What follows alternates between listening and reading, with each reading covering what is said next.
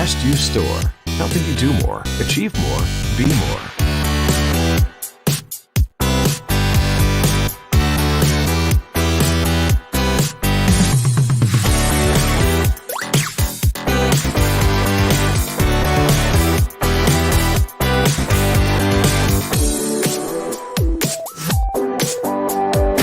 store.thebestyou.co.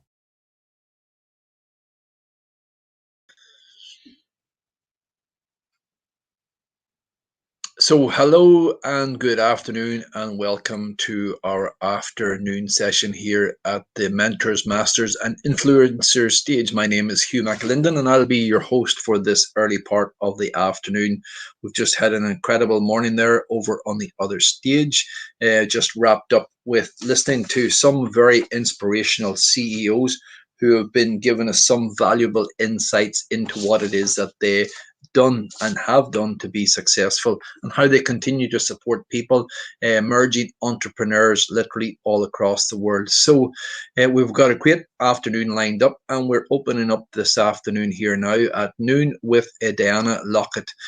Diana is a visionary leader with a gift for building heart-centered communities through storytelling and vulnerable, authentic, somatic practices. I've just been checking out Donna's website here and Diana's website, and I see some incredible looking information. So Diana joins us today. Diana, if you are able to unmute your mic and say hello to us. Good morning. Can you hear me okay? Hello, Diana. How are you? Good. How are you? Yeah, really great. You're coming through loud and clear. Wonderful. I have to tell you something, Hugh. I have a twin sister named Donna, and anytime anyone mixes up my name, you called me Donna for a second there, Yes. They always call me Donna, and I always feel so grateful because it's just like she is me cleverly disguised as her. So it's interesting that you did that. Thank you. So either that or there's subliminal messaging or angels or something in the air that keeps That's exactly it. Yeah. Very positive. Yeah. Goodness, Yeah. that's interesting, Diana. So listen, I'm interested to hear what you're going to share with us. Let the listeners know where you've joined us from, first of all, today. Where in the world are you? Yeah, I'm in the Toronto area in Canada, and so it's 7 a.m. my time. And I am going to speak to you about how to find your authentic golden essence, because we're born with this, but somehow along the way we've lost it. And I heard your previous speakers, and the conversation was a little bit around what the business and what they've brought into their business. And I believe that this is an essential part of conscious leadership. And what I love to do is help leaders build organizations where they can see the value of each other. And so I love the thread that's building here today. Thank you. So not so much the rat race or the knives out to climb to the top of the corporate ladder. It's about lifting everybody up and helping people, looking for the best in them, basically, which I guess is the whole essence of the best you know. So very good, Diana. Well, listen, I'm looking forward to listening to it and hearing it. So I'm not going to take up any more of your time. Over to you, Diana, and let's see what we can do to help the world. Great. Thank you so much. My pleasure to be here today. Thank you, everybody, for tuning in from wherever you are around the world. It's so nice to be able to have this opportunity for this very conversation that I feel is so timely in the world today. We all need to remember our essential nature, our golden light. It's inside of all of us. And I love to start this talk with a story that in the 1950s, some monks in Thailand were moving a big statue of a Buddha. And when they moved the statue, they noticed there's a crack in the statue. And so they looked through and they saw something on the other side of the crack. So they got a chisel and a hammer and they started hammering away and chiseling away at the Buddha. And what they found under the Buddha was this beautiful gold Buddha that had a street value of $240 million. It was all gold, solid. And what they revealed, what they went back and realized was this Buddha had been and during the Burmese invasion, this Buddha had been covered with clay so that during the invasion, people wouldn't realize its value and take it. They had covered it with clay, and it sat there for 200 years with its golden essence hidden. Our lives are kind of like that. We're essentially born these beautiful golden Buddhas, which means and I'm not assigning a religious label to this, a golden Buddha means that your golden essence is who you are. It's your birthright. And we all have golden hearts. Somewhere along the way, we've forgotten. And we've forgotten because the people that had the strongest influence on us forgot themselves. No parents ever woke up and said, I'm going to teach my children, they're not the greatest thing that ever lived. No teacher ever said, I'm going to make sure every child in my class adds a few layers of clay over the year. No partners who broke your heart ever said, I'm going to break her heart or his heart so that they can add layers of clay. The people in our life that have contributed to us putting on these layers of clay have done it because they forgot themselves. Now, the Buddha was hidden for 200 years. We don't have 200 years. So my hope is today that we can have this conversation to remind you that your essential nature is that golden Buddha. But what happens and what makes us forget? Well, it's all these early influences that I talked about: parents, educators, society, heartbreak, loss, divorce, all the things that happen to us that essentially we put on or gets put on us another layer of clay. So I may as well take my hands and slap on some clay, slap on some clay, slap on some clay. And eventually that clay gets so thick that one, we cannot penetrate it. And two, we forget, because that's all we see. We forget the goodness that's inside us. Wayne Dyer said, when children were born, parents look up at God and say, thank you, God, I'll take it from here. And that's where the journey starts. These beautiful golden essence children that look up at us with the brightness of their eyes, the curiosity to take on the whole world, saying, bring it on. I am so open and ready for whatever you have to teach me. And what we teach them is to close down, to add clay. Again, not because we want to, not because your parents wanted to, but it's because their parents did, and their parents did, and their parents did. And what happens is we bring along the generational dysfunction from grandparents to great-grandparents to their grandparents, comes all the way through to us, through our parents. And then our parents are representative of society, of the teachers, of the leaders in society. And then we bring that along with us. I do healing heart circles, which means I bring people into circle work. It's one of my favorite things to do. And in circles, people have an opportunity to let down their defenses. Let's call it their guard. We all have defensive strategies, and it's like we sit tight and we hold everything in. Don't cry. Say the right thing. Do the right thing. Be the right thing. So when we do that, we forget and we deny who we are. These defensive mechanisms are really, truly our friends, though, because we needed them when we took them on. They're like, something happened in our life and we couldn't process it, we couldn't deal with it, or it was too painful to feel. So we picked up that defensive strategy and we put it right here.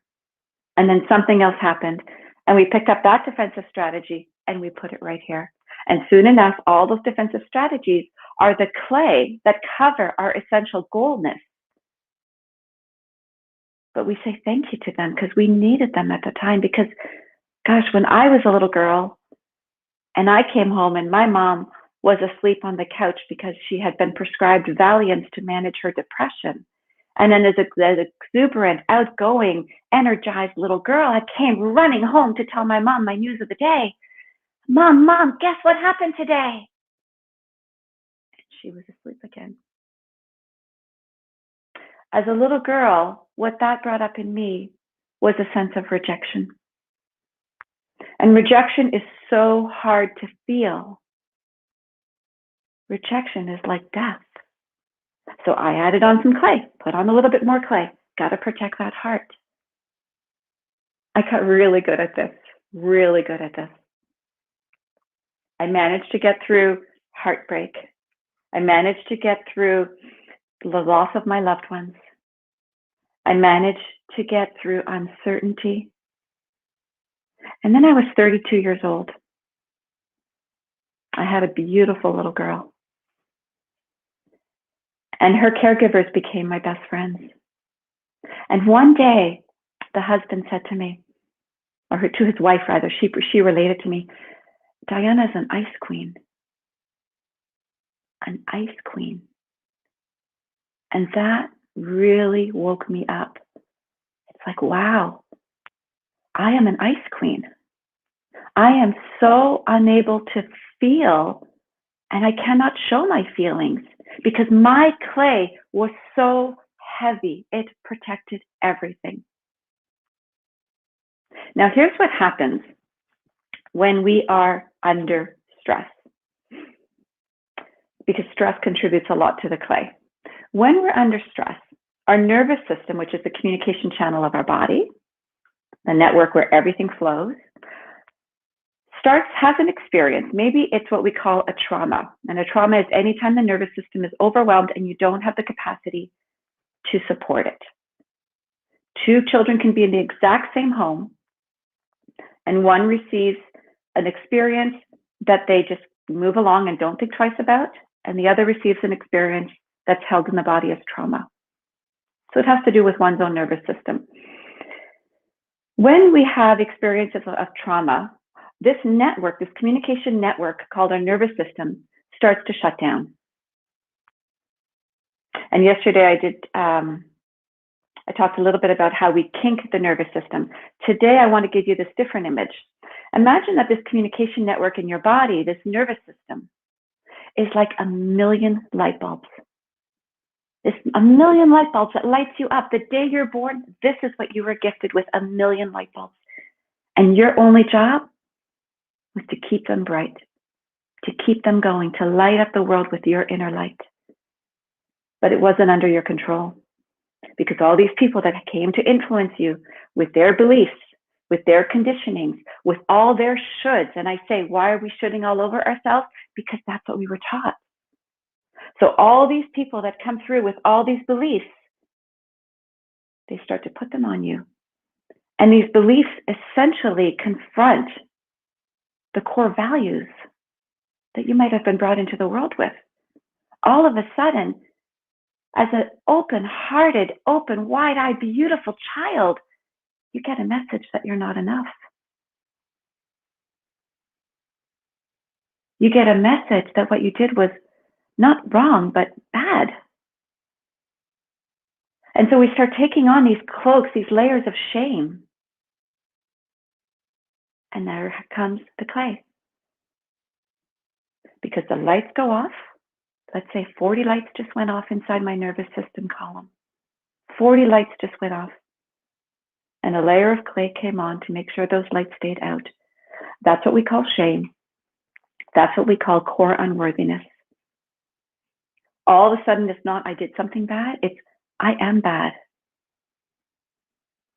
So what happens then when our nervous system is assaulted, when our lights start going out, we have a reduced capacity to be able to manage life.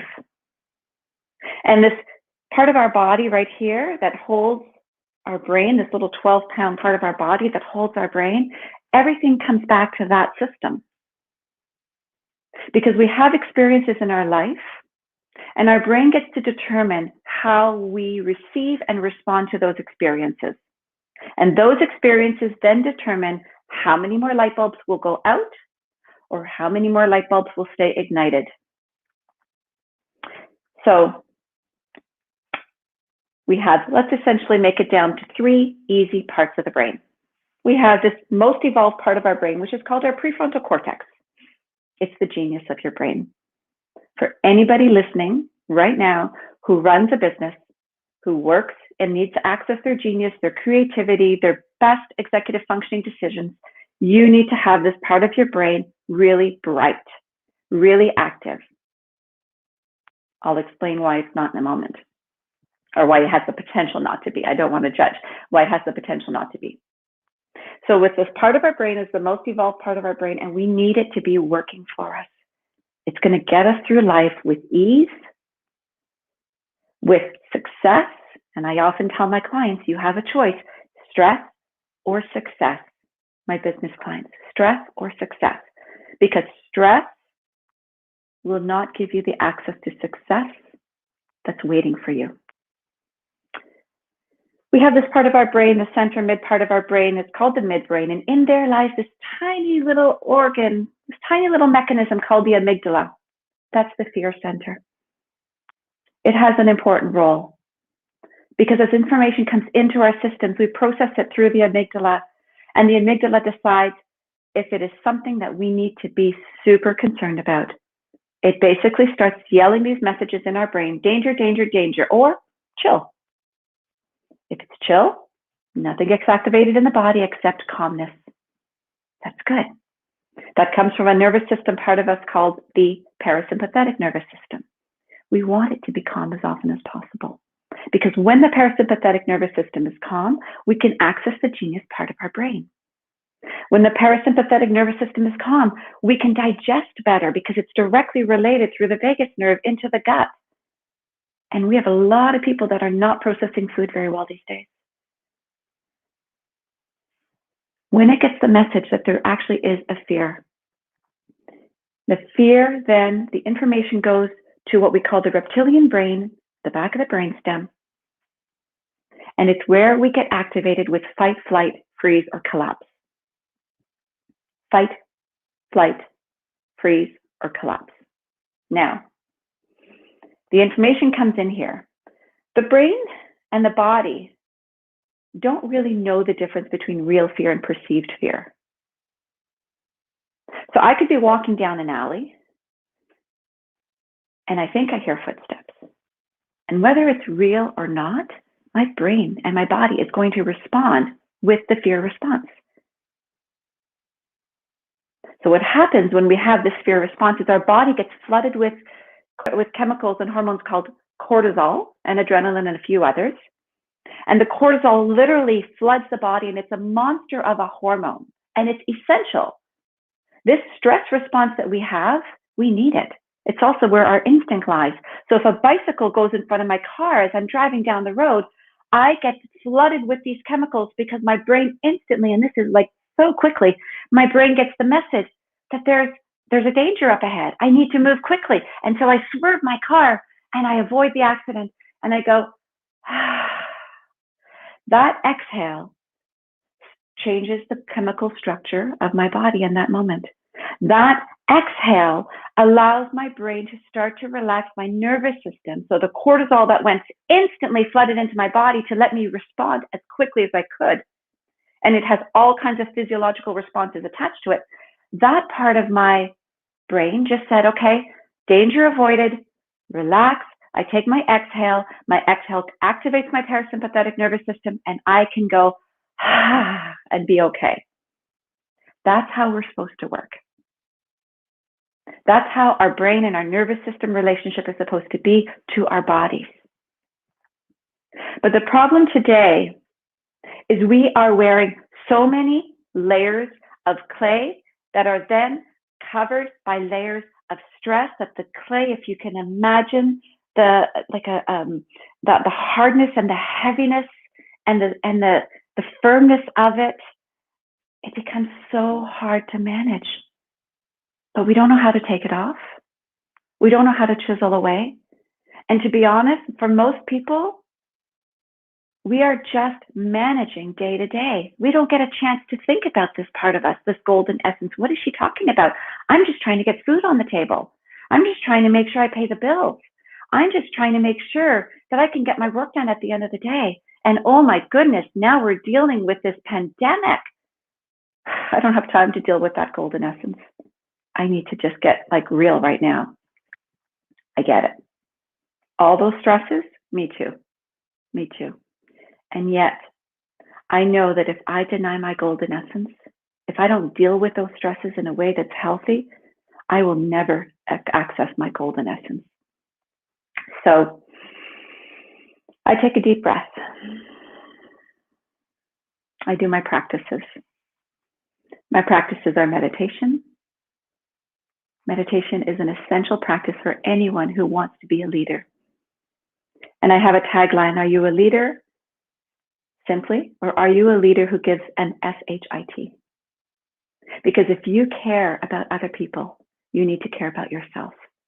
You need to keep filling your cup up to take care of other people.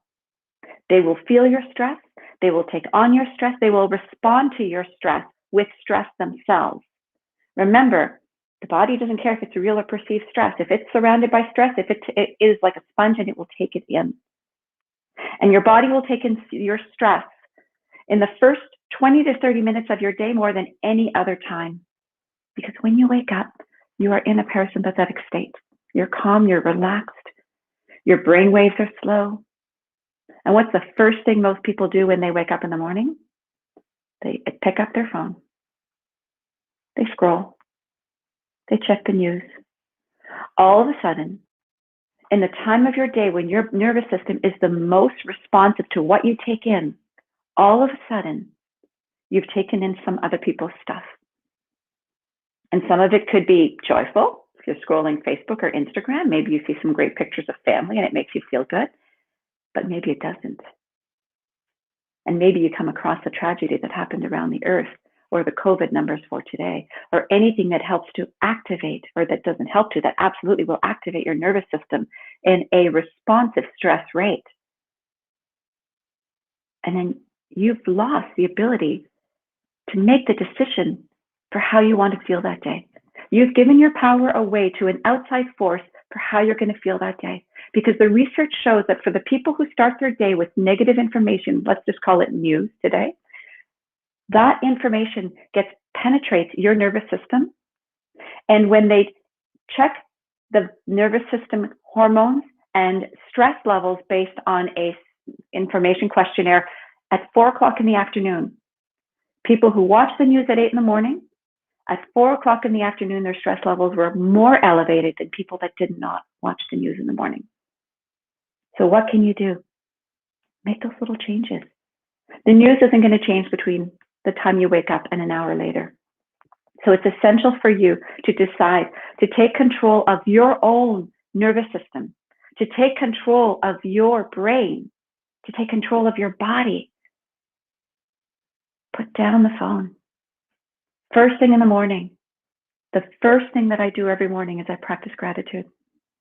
I wake up and I say, thank you, thank you, thank you. And today I recognize that it's hard. It's hard for some people. I'm going to say again, me too.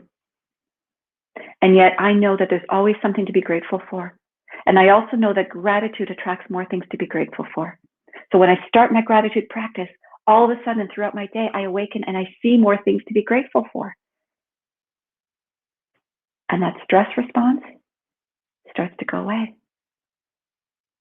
And instead, I get flooded every time I find something to be grateful for. A sunrise, a bird chirping, a snowfall.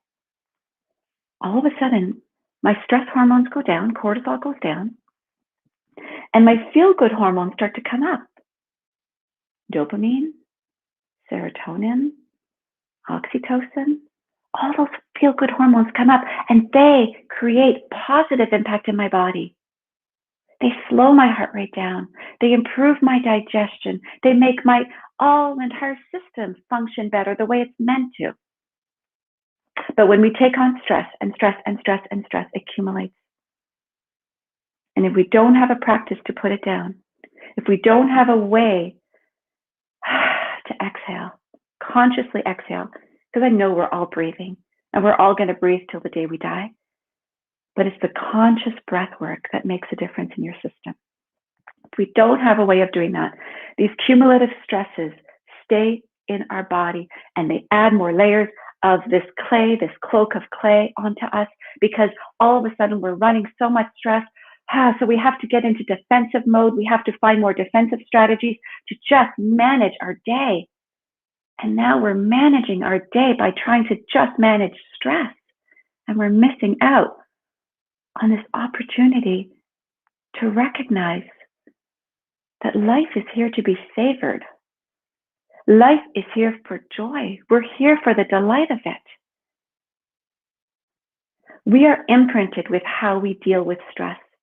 So the way that you deal with stress is likely the way that you observed people around you in your critical formative years dealing with stress. And a lot of it's determined by the age of 7 years old. You've been imprinted by that age about how to deal with life. You've been imprinted by that age about whether life is safe, whether the world is a safe place to go into or whether the world is a scary place to hide from. You get those messages very early on. Sometimes they're verbally out loud said, and sometimes it's just by the way you watch. You watch and you observe people around you responding to life or reacting to life, because we have a choice.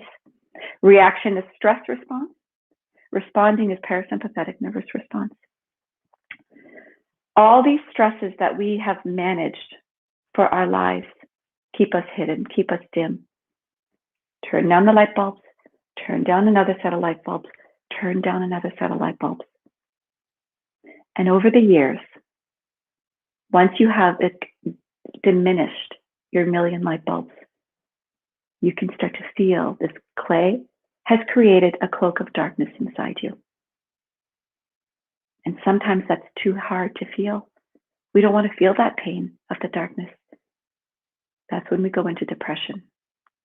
Depression is lack of feeling. Depression is lack of feeling because the darkness is so heavy. I can't see a light.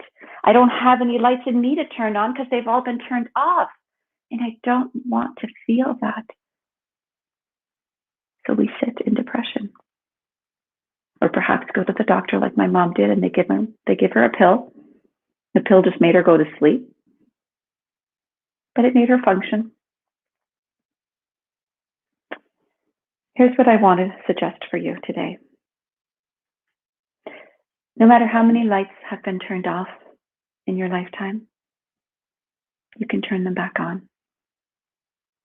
You can decide that the next stressor in your life, which might be, oh my gosh, I have to get this project done by 10 o'clock tomorrow morning. And I'm sorry if there's anyone listening that I just reminded you of something. That wasn't my intention. But maybe you have to do a project by 10 o'clock tomorrow morning, and it's 9 o'clock tomorrow morning, and you just remembered, and you've got to get moving. Your stress is going to elevate. That's okay. That's what it needs to do. It's going to get your project done. But then how do you let it go? How do you take that stress response off of your body? How do you remove that layer of clay that came on as stress and say, okay, I did it, and now it's okay to take a break. It's okay to exhale. It's okay to acknowledge, whew, that was hard, but we got through it. We meaning your system got through it. And no matter how dark it is, no matter how many layers of stress you're carrying, you're not broken. And you don't need to be fixed.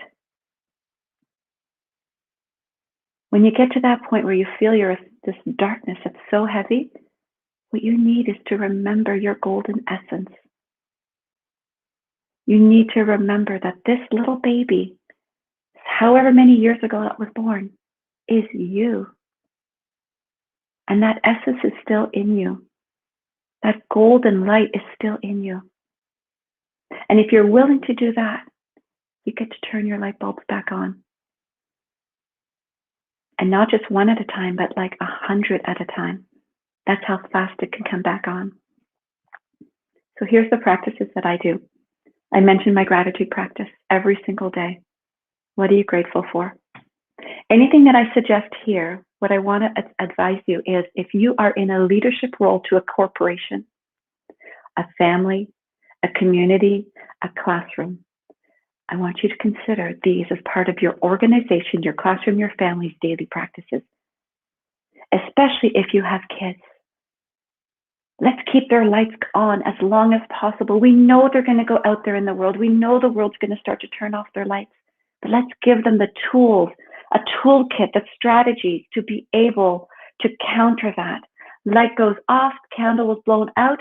I'm going to light it back up because I'm going to recognize it as it happens instead of waiting, in my case, 55 years to work through that. And I've been working on it for 20 years, but it's a journey. It's a journey. And I'm committed to it because the time between the day I was born and the day I die, the day the universe first breathed me and the day the universe takes that breath back, that space is called the gap.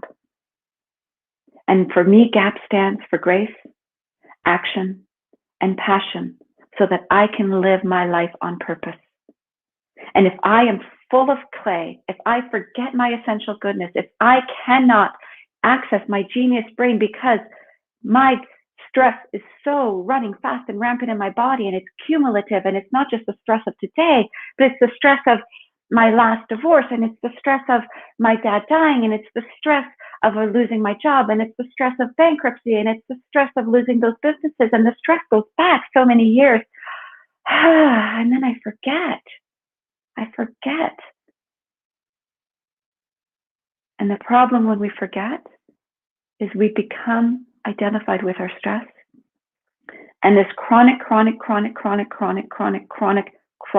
stress changes the structure of your brain. It increases the fear center of your brain, the amygdala,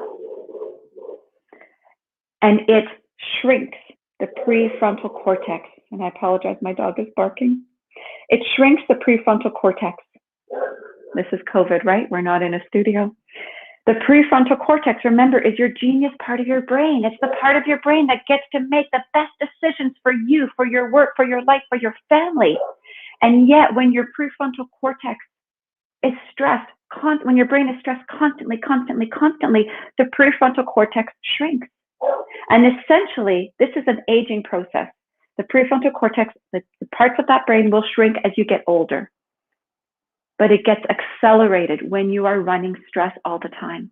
And that part of your brain that you're relying on to make those really good decisions in that really critical meeting, that you're going in with all of your clay and your cloak and your stress, it's not going to happen. Because you are not in a place where you can fully access your genius. So, gratitude again. Before you step into that meeting, thank you. I get to do this work. Thank you. I get to watch the sun today. Thank you.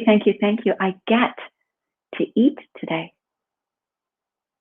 Thank you. I get to wake up for one more day, because that's all that's guaranteed right now. One more day.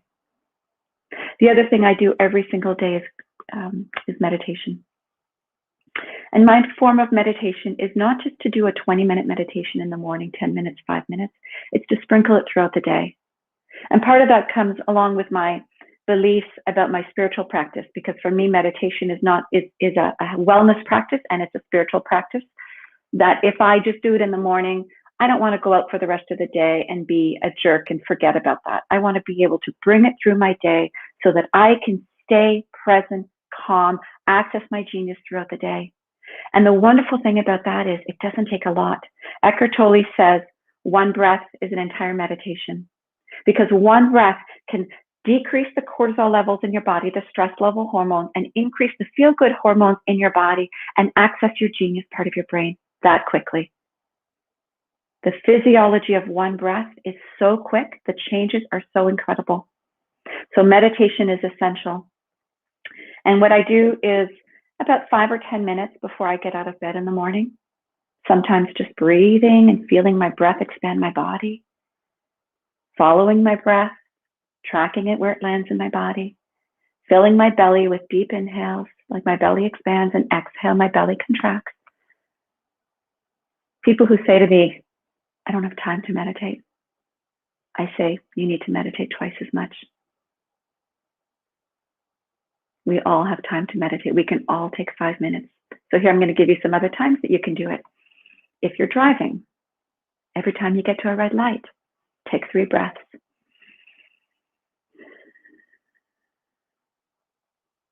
When you're about to get out of your car to go home at night, or your home office to go back and join your family, take 3 breaths.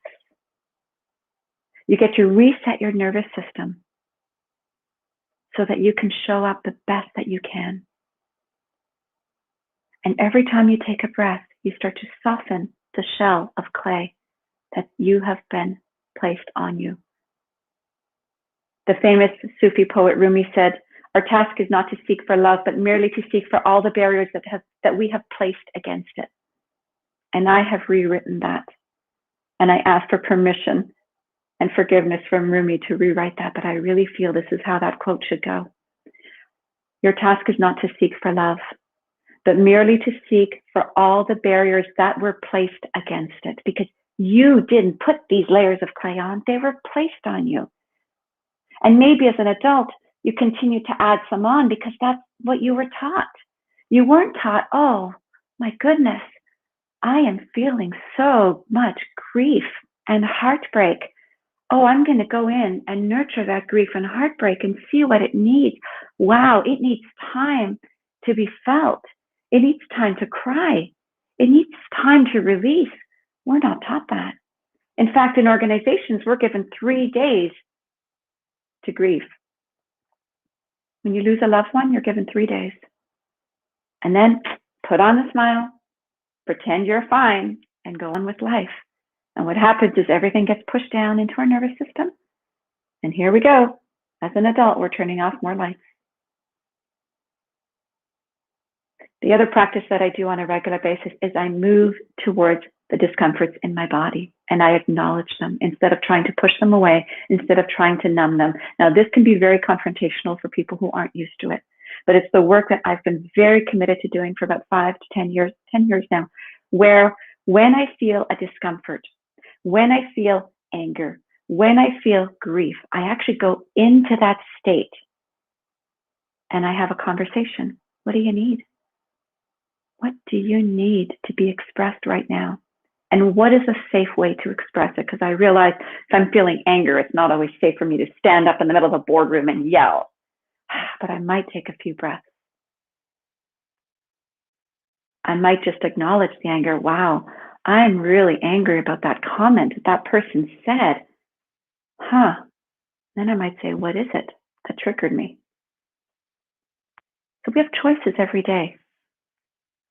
And you get to take a chance to make a choice to create a change. Take a chance to make a choice to create a change or not. But this entire conversation was about how do we come back to find our essential golden nature? When we're running stress, when we've put all these layers of clay on us and we've forgotten who we are. When we forget who we are to each other. And we forget that we have a global responsibility. We are a global citizen. But when I'm shut down and covered and hidden, and I'm so worried about how I'm going to get the next tank of gas in my car to get to work, it's so hard to recognize that there are other people who need me as well. And my responsibility is to start taking off my cloaks, my layers, my clay, chisel through, do the work, find the ways to manage my stress so I don't continue to add to it, so that I can be the light. I can be the change that I want. And it may not mean that I'm flying somewhere around the world to service somewhere. It could just be that I remember when I go to pay for my groceries to smile and say thank you for the grocery person, the clerk who's running my groceries through their system, because they're showing up. And I don't know what kind of day they've had, but if I can smile and I can say, thank you so much for being here. Do you know that gratitude that I've just given them, that true gratitude from my heart that I've shared with them, has the capacity to touch 256 other people? Because she now is going to make eye contact with the next person, smile, and say, have a good day. And they're going to have that imprint of goodness, and they're going to take it out. And when someone holds the door for them, they're going to say, thank you. That was really kind of you. And then the person who opened the door is going to go home, and they're going to say something grateful to their family. You never know the impact that you have. But I know if the impact comes from a shut down state, from a closed, protected state, from these defensive mechanisms that, yes, you needed them once. But as a mature adult, you get to say, thank you so much for protecting me. But here's the deal. I believe in my ability to turn my lights back on, and I don't need protection anymore. What I need are tools.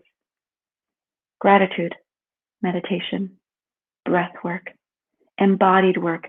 The embodied work that I do is about going into the body, and I want to do a practice with you in just a moment. going into the body and acknowledging what's there, because it's only when we can hold what's there, when we can pick something up. When I pick this up, I can put it back down.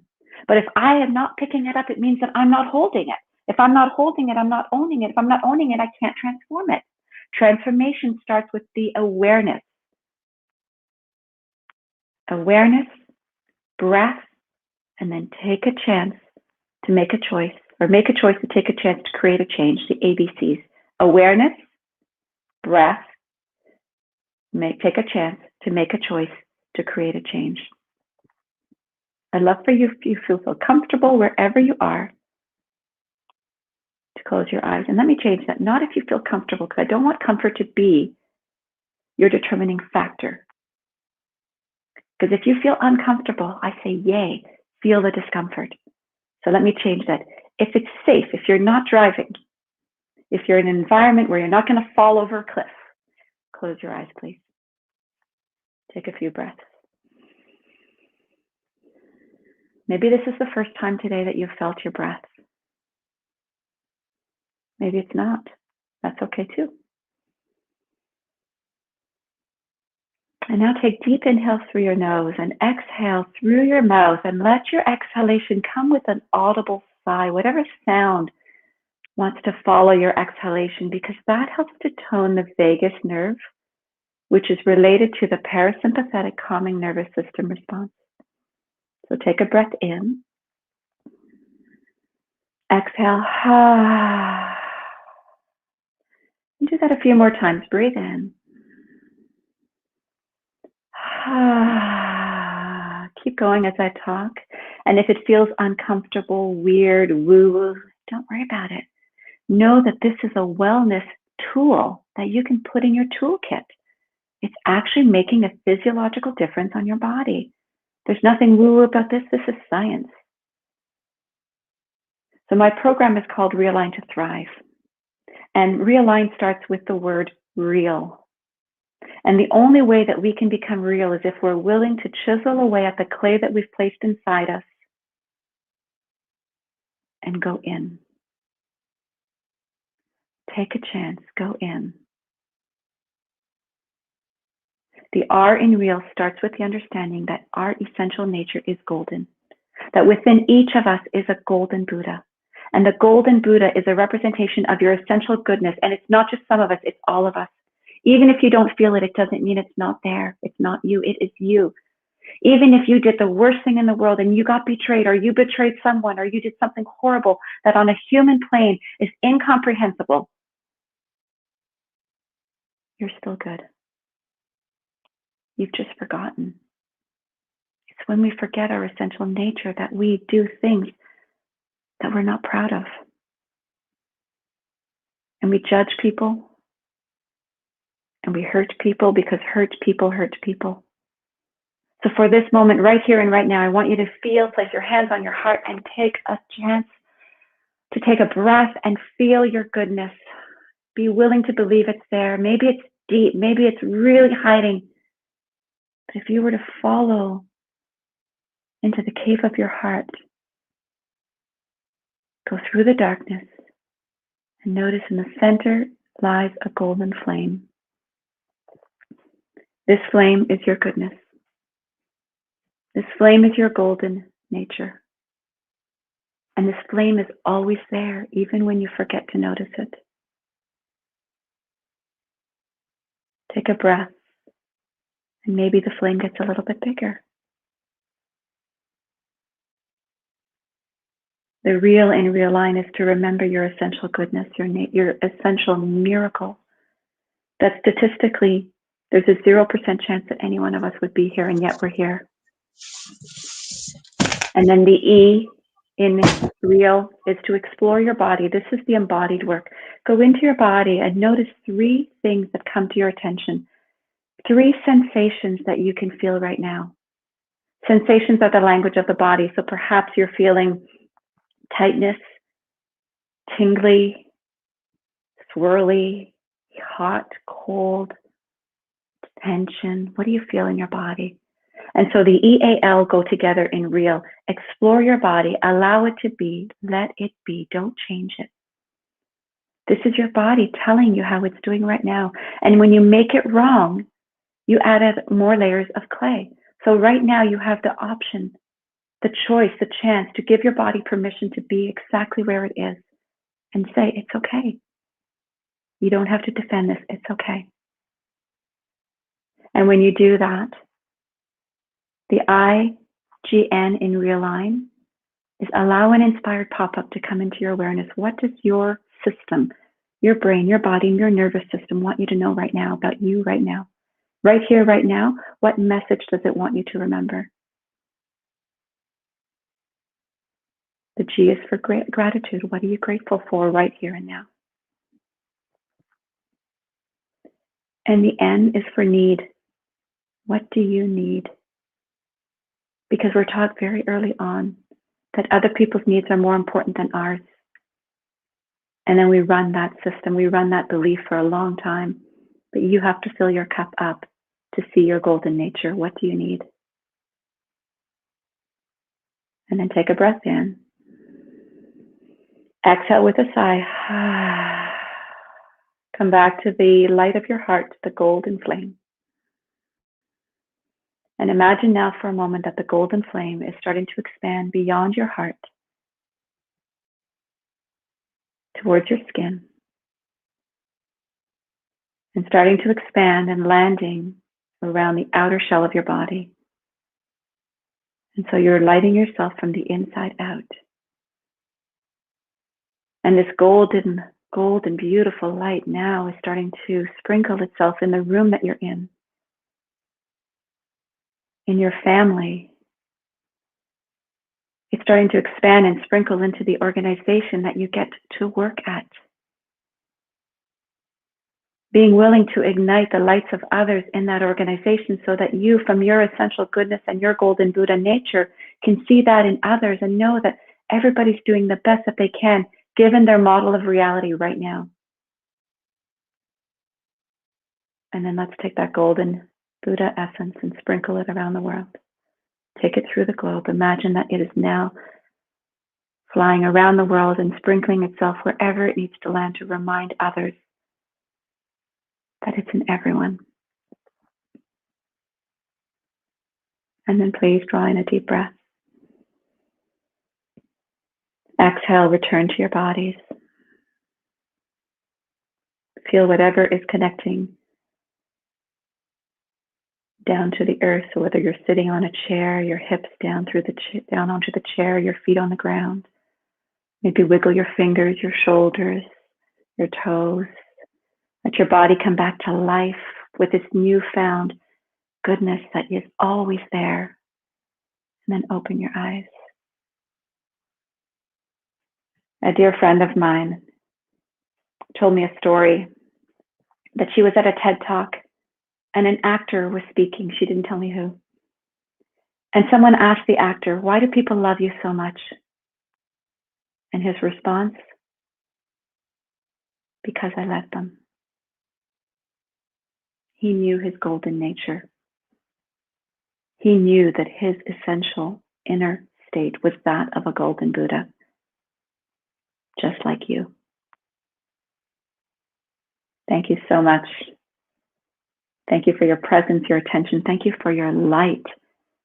Thank you for being willing to go there and touch that part of you that's always there.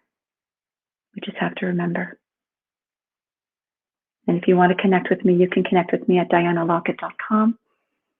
I run coaching groups primarily for women, and I help women come to touch their own essential golden nature so that they can take their goodness and sprinkle it into the world through their business. Thank you.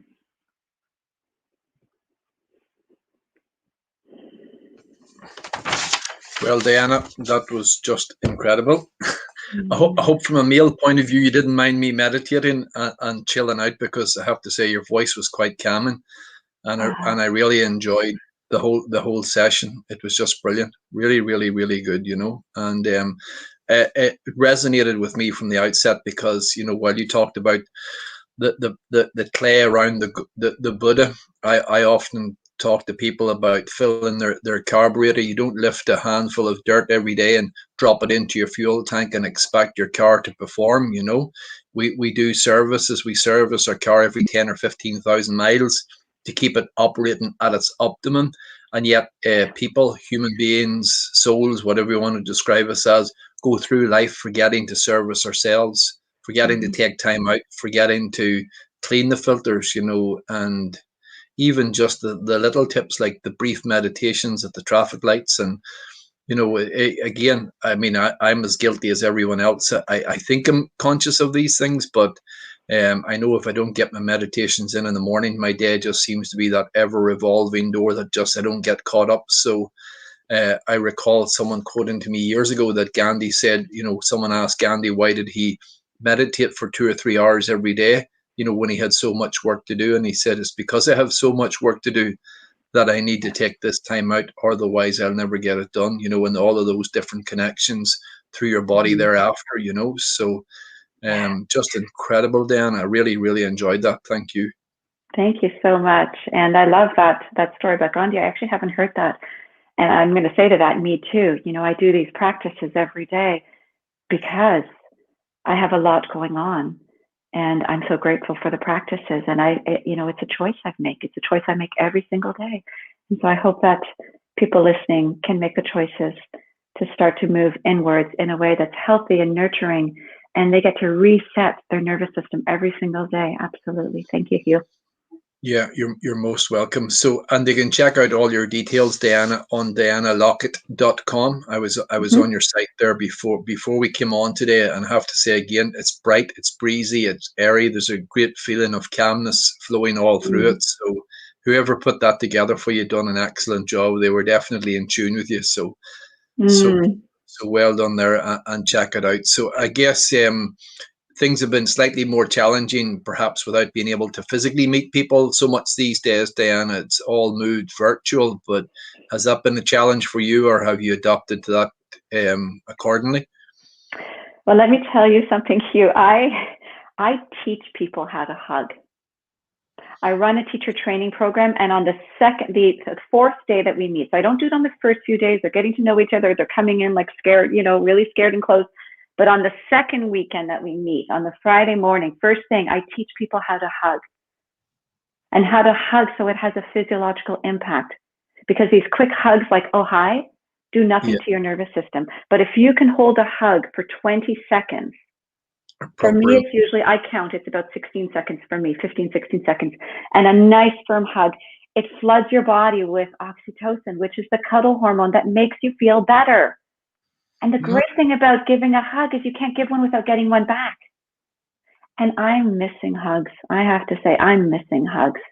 And I have to really make a point to, all of my connections are virtuals. I've been, one of the really good citizens, global citizens, staying home 100%. And so all my connections have been virtual. And yeah, I know it's hard. It's hard for me. It's hard for everybody. And, I guess my message is we're all going to get through this. We're all going to get through this together. Just don't know when. And hopefully sooner than later. And all these other things that we talked about, meditation, gratitude. Gratitude is really needed right now. Don't look at the news first thing in the day. Please give yourself that time for your body to absorb some good things. Get out and exercise every day. Go out into nature every day. Get some vitamin D. All of those things are going to help. It's not going to replace the oxytocin necessarily, unless you're living with other people and you can get your hugs daily. If you can't do that, then do the other things that are going to help your body to feel better. Super, Anna. Listen, lovely. And thank you. It's been a real pleasure to listen to you. And I look forward to perhaps reconnecting with you through social media or whatever. But listen, I certainly, based on what I have witnessed over the last 45, 50 minutes, I would encourage anyone, get on your site, get connected. And then if you get an opportunity, I don't know what a virtual hug feels like, but certainly feel the gratitude. And I know that that hug endorphin or whatever you call it will certainly start to vibrate. So listen, Diana, thank you very much. Thank you for getting up very early in the morning to share your story with the people here in London and all across the world. Look after yourself. God bless, and bye for now. You too. Bye-bye. Okay, folks, so that was Diana Lockett, and I have to say, really inspirational talk from Diana. And I was chatting there with Diana and saying that I'd visited her website just a short time before she came online. So I advise you all to go and check that out. We have still got a packed afternoon coming up straight after this brief commercial that we're going to. We've got Gospel Edward Filia coming on now.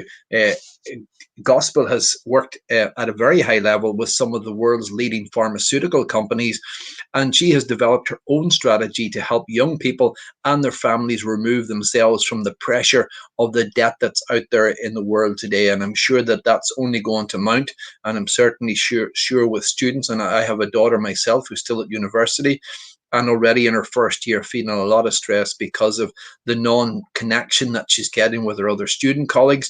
We've been talking a number of times about the debt that's mounting up and whether or not or how they're actually going to get to a situation to get that resolved. So certainly Gospel's talk, I think, is going to be incredible. So look forward to coming back to you in just a few moments, straight after this commercial. Thank you.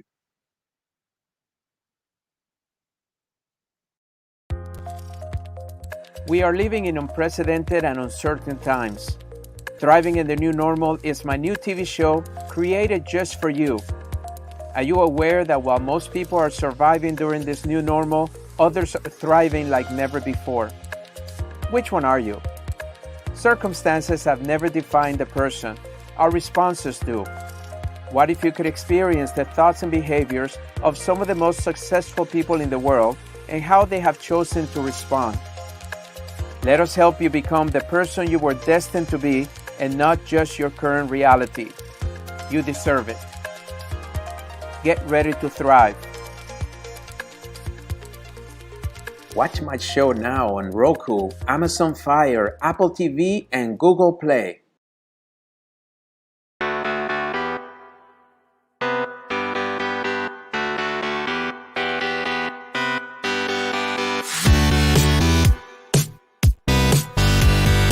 Best You Store, helping you do more, achieve more, be more.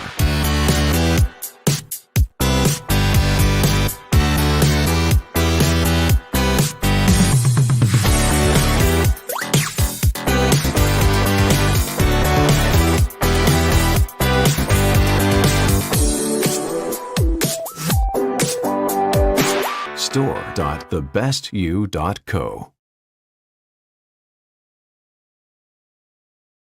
So this was you going out one night, very uncomfortable with the girls, and you said there's got to be something more comfortable that we could wear, and you came up with the idea of developing or creating something that you had no experience with. That's right. I went to a dinner dance and I was wearing a very uncomfortable cleavage bra, and I thought, why should women go through all this pain for a tiny bit of gain? And I took the bra off in the toilets. It was that uncomfortable. And I went back to the table with all of my friends and I said, I'm going to invent a bra, start a business on Monday. And they said, well, what do you know about bras? You haven't been to college, you haven't been to university. And I says, well, I've got a pair of boobs and I'll work it out. That's what I did. For 3.5 years of my life, I invented Ultimo, the first world gel fill bra. And I went to the Prince's Trust and they gave me some help and they gave me a mentor as well. And, you know, thousands of prototypes later, from playing around with the bra, and I wanted to, with the first gel fill bra, I wanted to create basically a boob job bra. And 3.5 years later, I got all my friends and family into my bedroom and I asked my Auntie Joan to try it on first. And she says, well, why me? I said, well, if I can give you a cleavage, it will be a miracle. So she went in and she came out of the bathroom and she had a massive cleavage. And that's when I went down to Selfridges, the department store. I've always been told by my mum and dad, you know, it doesn't matter where you're from, it doesn't matter what education you managed to get, it doesn't matter the colour of your skin, your religion. If you have that dream, passion, determination, can-do attitude, you can achieve anything that you want to achieve. And they've always taught me to think big. So I thought, well, I could go to small boutiques and I could sell my range through there, but minimum order quantities is going to be a massive issue for me. So I just turned up to the buying office in Selfridges the biggest, most prestigious department store in the UK, and I didn't have an appointment. I just had a bag of bras, and I said, I'm here to see the buyer. And she says, do you have an appointment? And I said, no. And she says, well, you won't get to see her. And I said, well, you don't understand. This is 3.5 years of my life in this bag. I'm heavily pregnant with my third baby. I'm £480,000 in debt. And this is the best cleavage bra ever. I need to see the buyer now. And the buyer came down and tried the bra on, and boom, I got into Selvages. So I suppose when I'm mentoring people in business, I say to them, you know, you've got to approach people, you've got to get yourself out there. Don't sit on your backside and wait for them to come to you, because it ain't going to happen. Sure. Many, many, many years from now, what would you like your legacy to be? I would just love to inspire as many people as possible, especially from deprived areas, for them to look up to me and say, well, if she's managed to do it, to build these successful brands and, you know, get an OBE and in the House of Lords and everything else, and she's from an area where we live in, then we can do it too. There ain't no secret.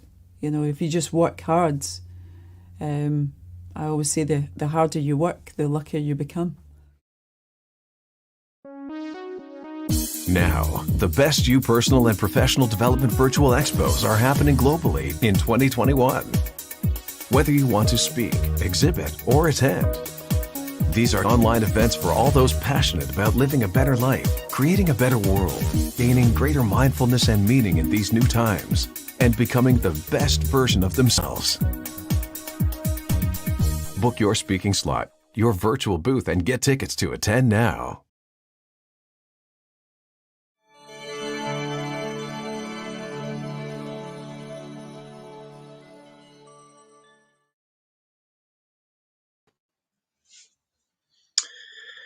So, hello and welcome back. It's afternoon time here in London, and we have been having the most incredible day so far. We've just finished there with Diana Lockett, and an incredible advice for everyone, whether in business or whether not in business, but certainly a lot of people who are self-employed and who are out there at this moment in time.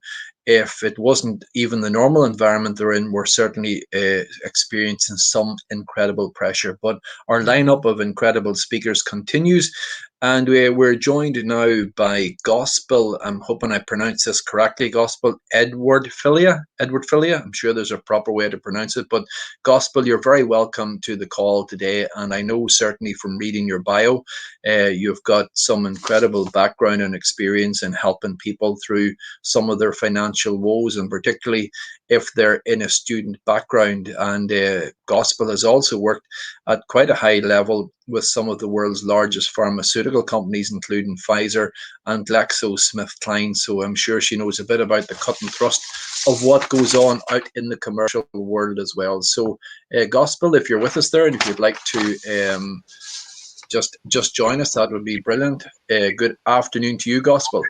Hello, Hugh. Good afternoon. Thank you for having me. You're very welcome. Where are you joining us from today, Gospel? I'm joining from Hertfordshire. Hertfordshire. You're in the UK, so it's afternoon for you as well. Very good. Very yes. good. And how do I pronounce your name correctly? I'm often, I'm a bit of a stickler for trying to get it correct. You actually pronounced it right, yes.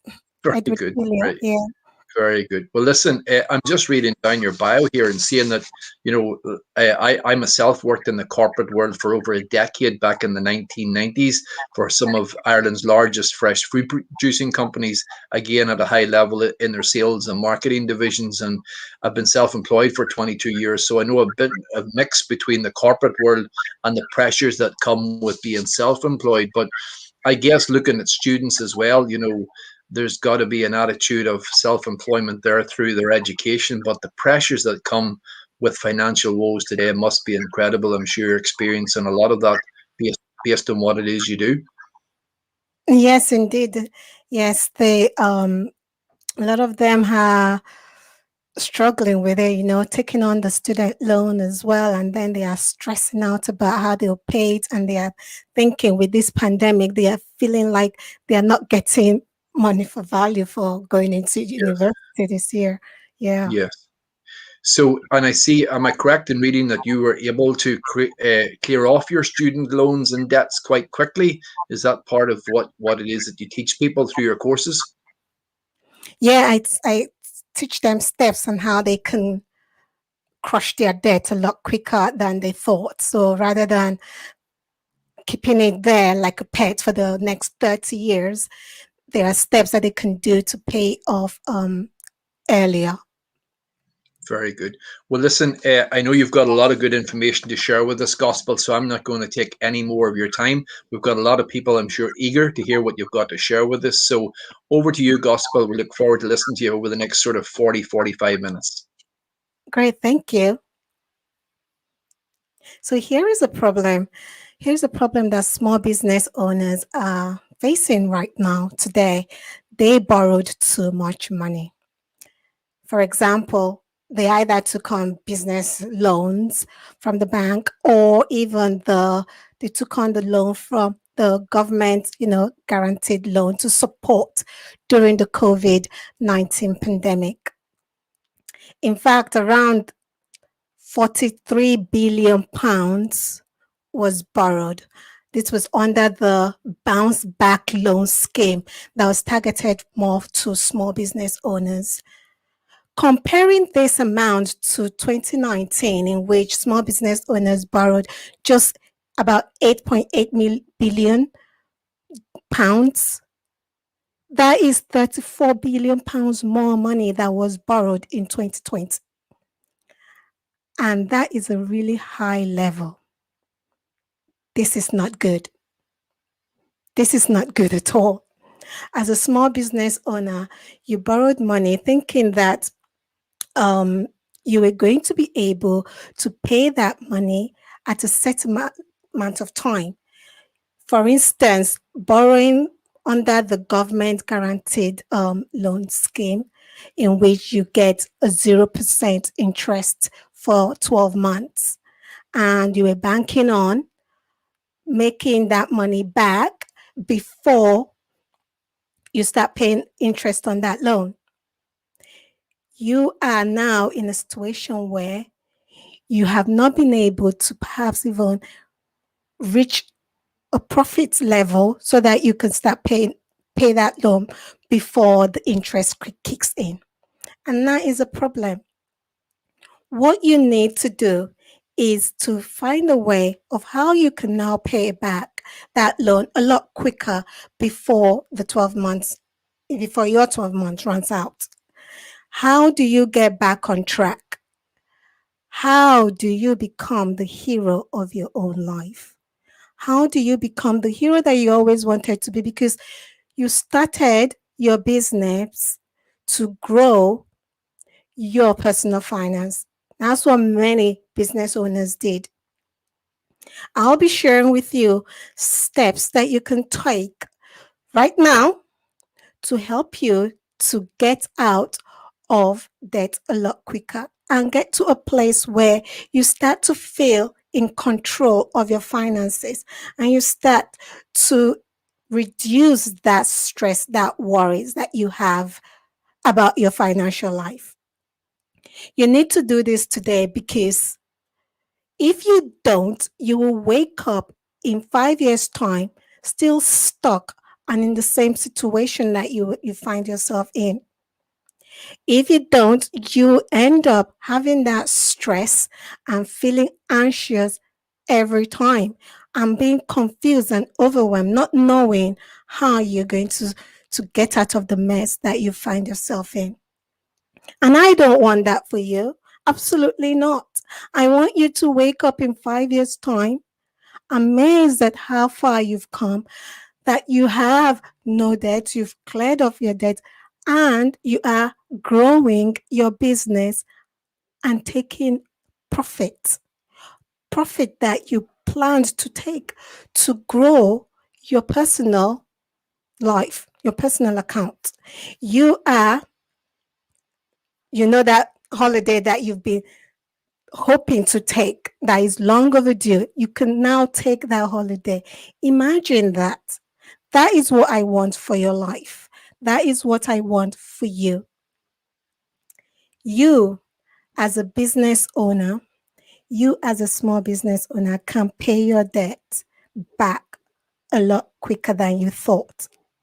As a small business owner that took on the government loan, you can pay that loan back a lot quicker.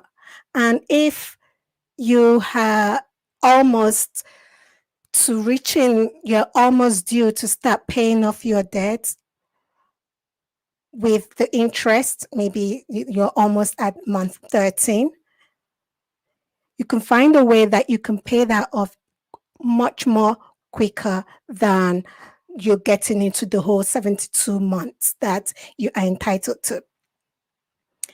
The COVID-19 pandemic has opened up another issue for small business owners. You went against your values, how you want to run your business. Many small business owners chose to start running their business debt free. They said, there was no way I'm going to take on debt to run this business. I'm going to run my business debt free. And that is what you had planned from the very beginning. But then the government provided different loan schemes, such as the coronavirus business interruption loan, and like I mentioned earlier, the bounce back loan as well. And as a small business owner, you borrowed when you did not want to borrow money normally, and you don't normally do it. You've always financed your business without any debt. You never considered borrowing money. But now the government dangled a fabulous deal in front of you. And you chose to take it on to about 2,000 to 50,000 pounds.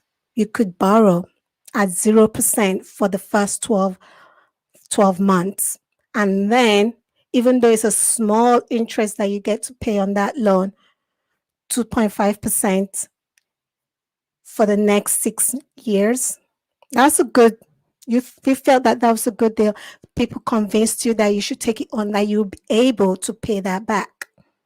You know, if you took on like a £5,000 loan, it would just be about £95 that you'll be paying monthly from month 13.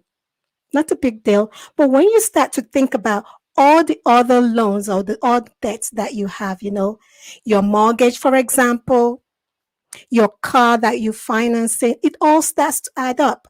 And if you were like many people that started to dip into their personal accounts, you are taking money from your personal account, and now you are more digging yourself into more debt. You took out this loan because you were convinced it was a great offer. You could make your money back, and you could make your money back within the 12 months before the interest starts to kick in. But you're now saying that perhaps that is not going to be the case. But you know what? You can pay your debt back. You can pay your debt back a lot more quicker than 6 years, within 6 years. As a small business owner that took on this debt, you can do it. Here are some tips that I want to share with you. Steps that you can start to take right now to help you to get back on track and be the hero of your own life. Now, these steps, there are 3 of them, and you can do them all at once. But what I normally recommend people do is to do one step each day. So it'll be 3 days you can take to do this. Here are some tips to help you during this time. If you want the workbook of this, you can go to myfinancialfixer.com/get back on track, and you'll be able to have the workbook where I laid this all down. The first step is for you to heal yourself. heal yourself. How do you do that? Now let's look back. Let's look back to the last 12 months or when you even started your business. Let's look back at that time. You know, when you are looking to create something new, most people just start off by just creating a plan and then having the goals and then getting on with it. It's almost like if you want to eat fresh pizza, for example, you don't just plaster a fresh dough on top of old pizza. You don't do that. No, you don't put fresh dough on top of old pizza and then put nice fresh toppings on it. That will not taste right. No. You start off with a fresh dough, fresh ingredients, and then you start working your way through that. This is what we need to do. We need to go back because a huge part of our future is created by interpretation of our past. Most of us are prone to carrying around. I got my rucksack. We're carrying around, all our woes, all our troubles, all our failures. We're carrying all that around us. All our letdowns, we're carrying it all around us with us. And as the year goes by, it gets heavier and heavier and heavier. And that results in us being drained. We have reduced clarity. It's harder for us to do anything. It's hard for us to create. It's hard for those creative juices to flow. It's hard for us to even live. See, you're even short of breath. It's really hard. You started your business with the intention to help you grow your personal finance. Most business owners did that, started their business for this particular reason, to grow their personal finance and also for their business to be profitable, and they want to build a legacy. You vowed not to borrow money to run your business. Now, you took on the loan. You went against your values, and now you're feeling stressed, and all these things is weighing you down, zapping your energy. Imagine now letting go, just letting go of this heavy rucksack. Imagine letting go of all your worries, all that stress, and now you get to now start to stand up straight, dream in high definition. You've got clarity, and all the creative juices now are now flowing through you. Can you just picture it? Wouldn't it be lovely to just let go of that burden? Being free. Here is what I want you to do. I want you to invite her. Invite her into your life. And when I say her, H-E-R, what that means is halt. Just be still. Take time to halt. That's the first bit. H, halt. Be still. Number 2 is end what is not working out for you. Crush it, destroy it, end it. Whatever has not been serving you, you need to let go of it. And the R is reignite what has been what is working for you.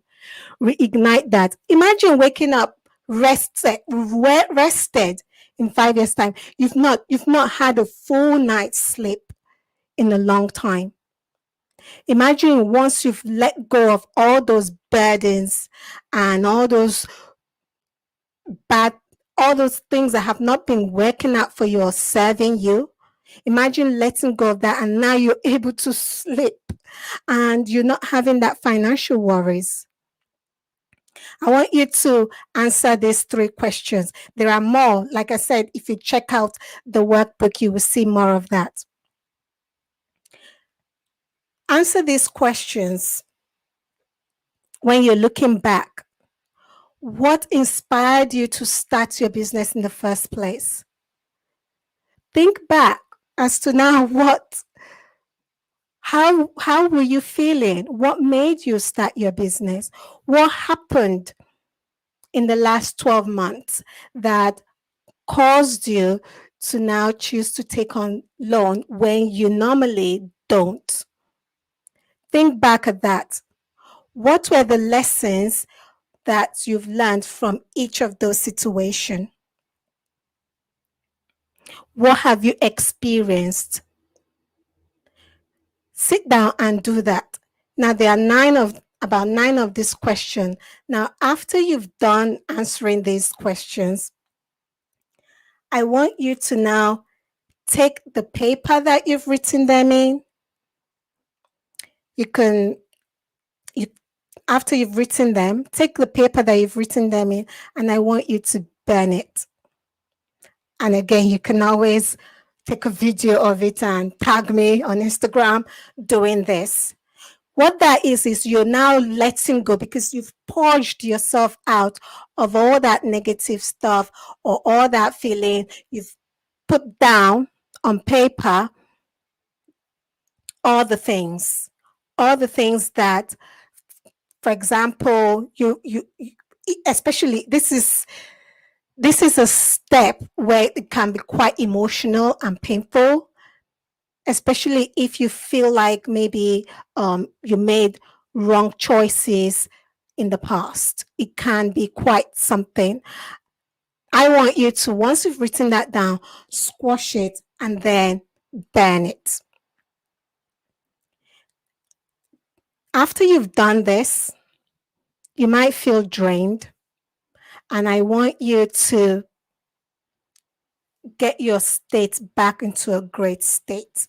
You could do this by maybe going for a walk, maybe having a chat, or perhaps playing a nice music in the background and meeting out something with someone, watching mindless television program that is going to make you laugh. I want you to now get back to a good state, because that first process was quite a lot, especially if you walk through all the questions. Now, I want to assure you that once you've done this, once you have now welcomed her into your life, you've forgiven yourself for the decisions that you made. You've forgiven your business, because your business did not do what you wanted it to do. And you've forgiven anyone that you need to forgive. Get in that great state, a state of being content and grateful. And now you're hopeful now. Get to that state where you're now hopeful and looking forward to the future. And that is what we are going to do in step 2. Step 2 is the next step. So you can do this on day 2, in which I want you to now, in a notepad, I want you to now dream, visualize yourself 12 months from now. You really want that breakthrough in your business. Your business needs to start doing what you wanted it to do in the first place. So now visualize this. Imagine it's the end of the year. You've won in the game. You've won in the 12 months game. You are the hero of your own life. Ask yourself this question. What did I learn? What did I let go of? And who have I become in order to win in this game? Write that down. So, for example, is you could be asking yourself, are you asking for your money back? Are you asking your clients to pay you what they owe you? I'll share with you 5 things that you can do in your business to help your business to start to grow your finances. Chase up your payment. Chase up your payment. Things that clients that need to pay you your money, chase them up. Who do you need to be to now be able to do that? Perhaps maybe you feel a bit funny about asking people to give you the money that they owe you. You need to be a different person to be able to do this. The second one is, if you have debt, have a plan to start paying off your creditors back their money. You can get in touch with your creditors and say, okay, this is how much I can afford to pay you, but the goal is make your payments. Number 3 is review your cash flow at least bi-monthly. Review your cash flow. Like the book from Profit First, they suggest looking at your cash flow on day 10 and day 25 of the month. Put that into a practice that you're going to be doing. And I actually do recommend you read that book because it's quite a good book. Number 4 is keep your suppliers in the loop, because they don't like to be surprised about you coming up and then they come to you for their money and you don't have it. Keep them in the loop. If you can't pay them, tell them you can pay them. If you cannot pay them, tell them you cannot pay them, and when you are likely to pay them, or you negotiate a plan, but keep them in the loop. And number 5 is you need to have a routine. If you were running your business just like that, going with the flow, YOLO sort of running of your business, you need to crush that. Just squash it and start a new habit for your business.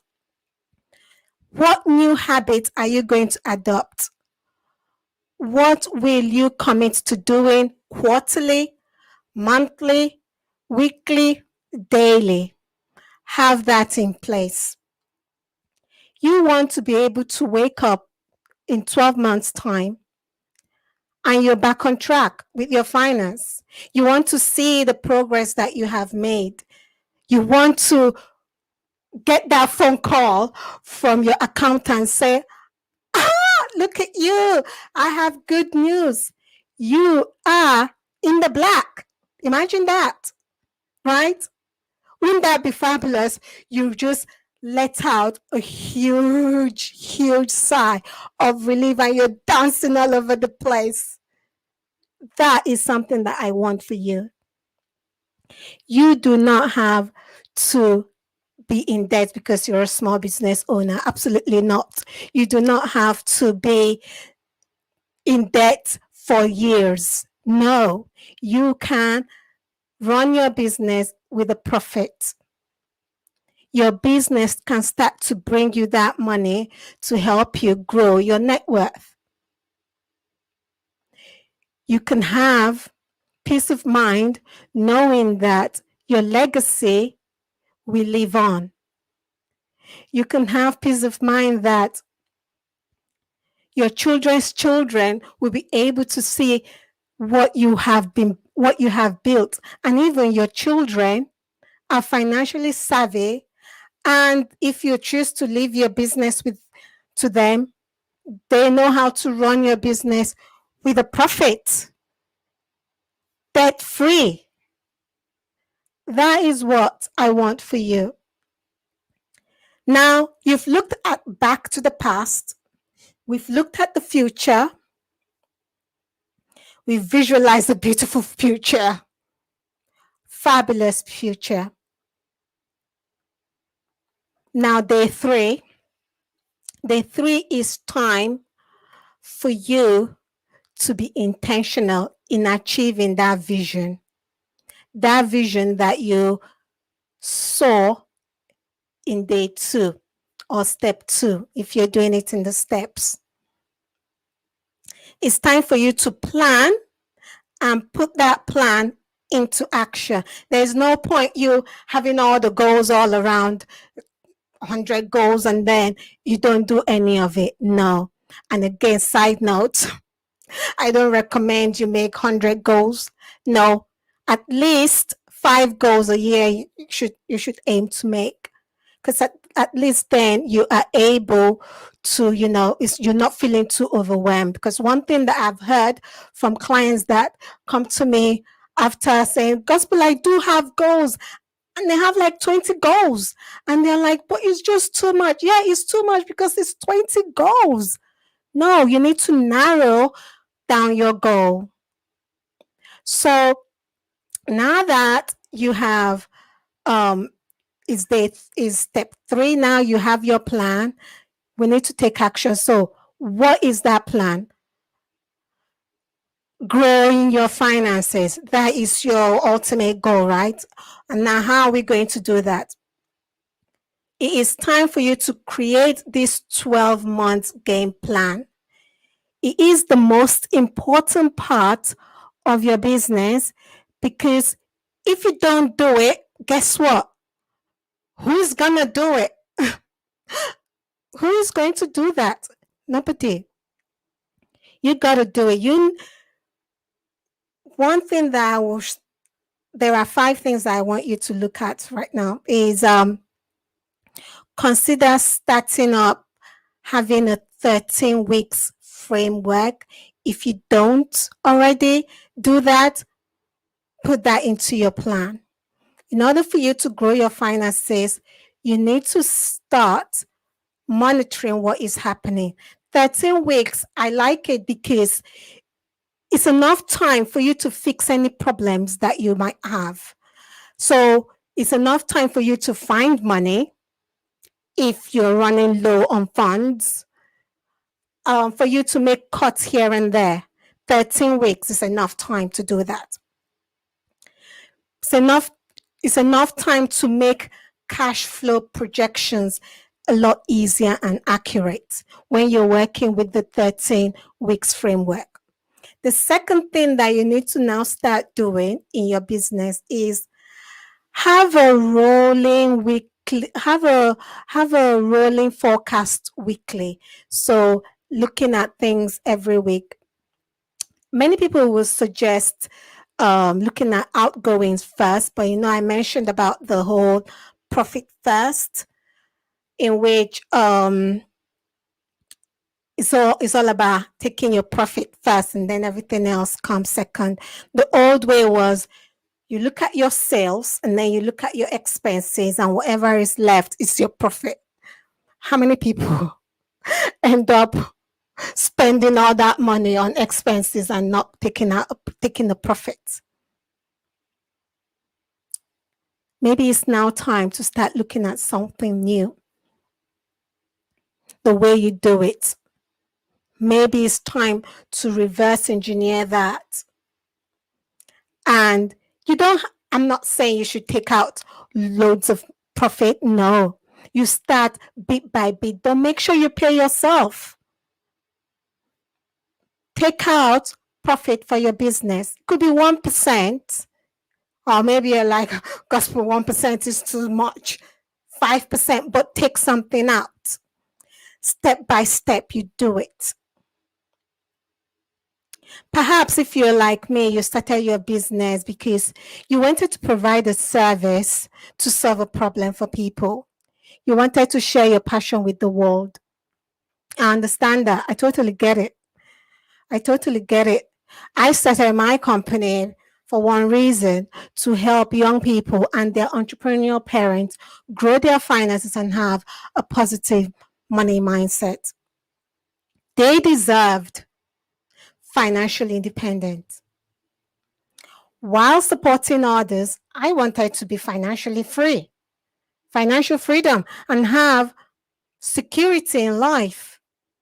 And I'm sure that's why you started your business. You started it to support people and to grow your finances, to grow your net worth, achieve financial freedom, and retire early, you know. In the profit first method that I mentioned, it tells us that there's a difference between making money, that's our income, and making money, our profit. Money is the foundation of your business. If you do not have money coming into your business, guess what? You have an expensive hobby. Yep. You want your money, you want your business to be making you money. Without money, you cannot serve your clients. When you don't have an income coming in, you cannot provide the services that your clients deserve. You end up feeling frustrated, overwhelmed, and really stuck in this circle of just existing. If you're not making a profit, you're not serving your clients well. When you are not making money, you're not making sales. You're not making an income. And that means that you're not profitable. Profit is not an event. Profit is a habit. That is why I said to you, when money comes in to your business, take something out. It can be as little as 0.5%, half a percent, or 1%, but get in the habit of taking out a profit. Reading the book Profit First really will help you to understand this. And this is one of the methods that I share with my clients. Now, the next thing that you need to start doing in your business is start looking for positive scenarios. I know all around us is full of negative stuff. I think maybe you should even switch off your TV. Just start looking for positive scenarios and plan for negative scenarios. These two scenarios will show up, especially the negative one. You need to plan for it. And the final thing, the fourth one that I want to share with you is, if you do not have an advisor in your corner or in your business, seek good advisors. For example, you can hire a business coach, a financial coach, a consultant. And here are some benefits of hiring these people. They will act as a sounding board in your business. They will see things that you cannot see because you are so in your business. They can bring in another viewpoint for you, something that you have not considered before. And many of them can act as emotional support. Perhaps maybe your family, your friends, they don't understand being an entrepreneur. You don't know how to talk. They do not get it. Getting someone in your corner that gets it is really, really going to help you to grow your finances and have a positive money mindset. So, like I mentioned, you can hire a coach. I'm a financial coach. I've helped my clients my clients, they've seen their financial life transformed by hiring me to help them grow their finances. And they've seen other aspects of their life changed as well. So, like it was mentioned earlier, I have a program that is called the Financial Growth Accelerator. I guide you through how to grow your finances and have a positive money mindset. Looking at the mindset of growing your finance is something that will either make you grow your finances exponentially or you just remain stagnant, because your money script, your money habit really plays a role in how you grow your money, how you grow your finances. And also, as a mental health first aider and a pharmacist, I can bring that knowledge of helping you in dealing with anxiety issues, recognizing it and providing you with tools that you can use to help you deal with those situations. So that is part of the program as well. We want you to be able to grow your finances and have that positive money mindset, and also mental health, good mental health.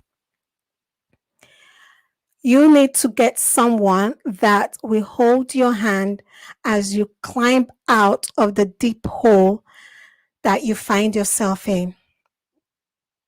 You need to be able to achieve your financial goals. I want you to schedule a 15 minutes consultation with me where we can talk and find out more about your situation and how best I can help you get out of debt and remain debt free for life. Because there's no point you getting out of debt for 1 year, 2 years, and then get back into debt. No, we want this to be a long term thing. You get out of debt completely and kiss death goodbye for good. And now you just start to build wealth, grow your finance, and leave a legacy that your children's children we also get to enjoy. So you want to talk to somebody about your business and how you can, achieve this. Let me tell you a story about something good that happened to one of my clients.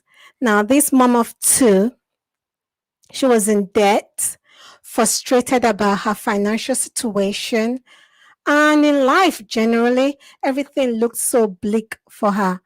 She was a domestic engineer, and she found herself in a place that she never thought that she would be at 41 years old.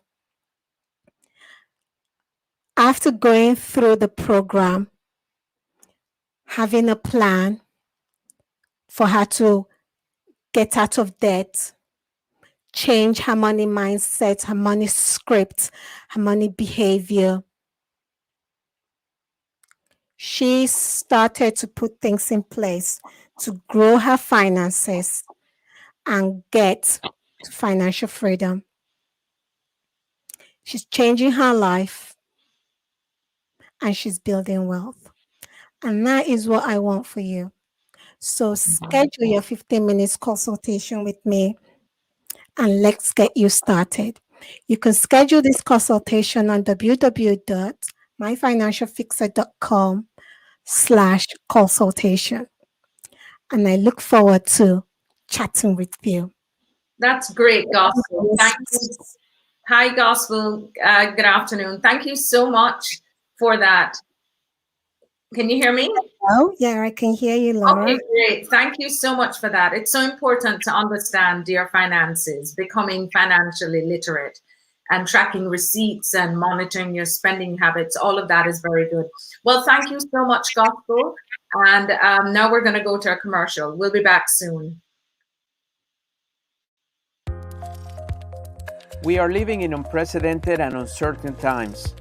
Thriving in the New Normal is my new TV show created just for you.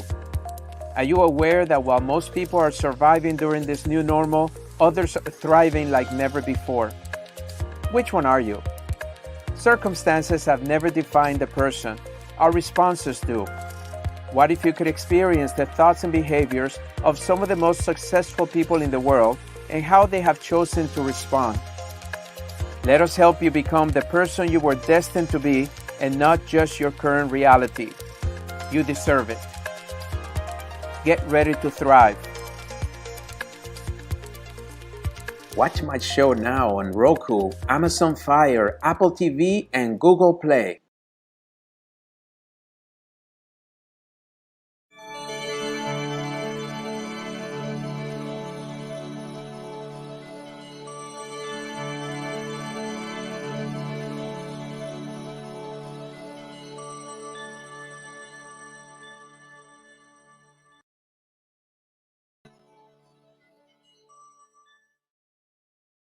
But I want you to think for a minute. I want you to think for a minute about you. And I want you to think where you are. And I want you to think, okay, that you are maybe a little bit of nothing. Maybe you think that you're nothing.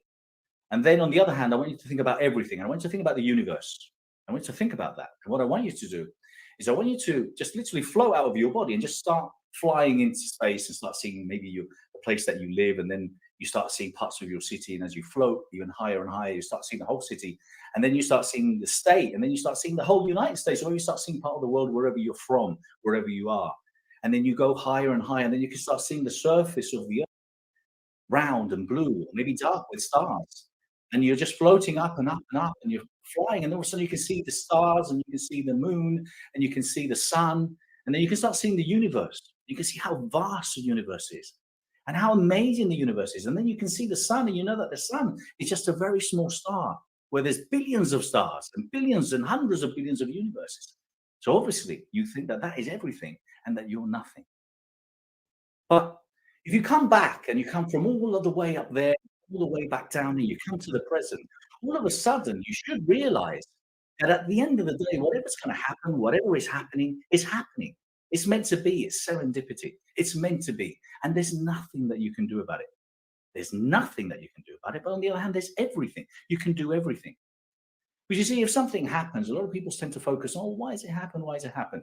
Now, the best way is thinking, okay, it has happened. How can I move forward? What's the solution? Be a solution-driven person. Because you see, although you may think that you're nothing because the space and the universe is everything, you are your universe. You are your universe. You, your body, is a universe. It's amazing. It's amazing what we have, what we take for granted. This vessel that we use for our life. It is an amazing piece of machinery. And us, you, that you think are nothing, you are actually everything. Why? Because you're capable of the most amazing things. Because you are. I think it was Doug Ivanov. You're stardust.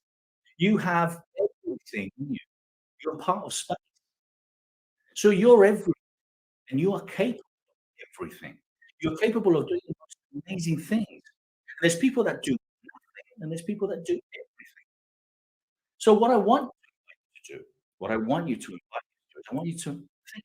I want you to start thinking about what you're thinking about. I want you to understand the power that you have, and that you are an amazing piece of machinery, that you're an amazing individual, and you're capable of everything. You see, a lot of people don't appreciate the fact that, that basically you're a tenant on this planet. You're a tenant, and you haven't got a rental agreement because basically all of a sudden it could be terminated.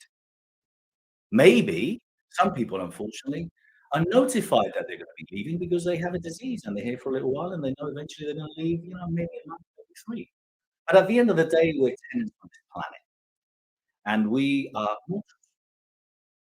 But it shocks me, surprises me, to see how many people live without really focusing and understanding and appreciating that they have a responsibility on this planet. You're a tenant. You are obliged to become the best version of yourself. You are, because you're a tenant. You can't come on this planet and destroy. You can't come on this planet and not care. You can't come on this planet and not bother about anything else. You see, in order to be big, you need to think big. In order to be great, you need to think of great things. In order to achieve greatness, you need to be great. In order to do more, you have to be more. And that's what we're all here for. We're all here to do more, to be more, to help more. And you see, everything could be simply a kind word. The ripple effect of a kind word, the ripple effect of an act of kindness could have an effect that could change humanity. Because you've helped someone that maybe, who knows, goes and invents something. So we're obliged to become the best version of ourselves. We are. And I think we have a phenomenal opportunity with what is happening on the planet, what's happening now, where we have something that we cannot control. We have a virus that is literally floating around.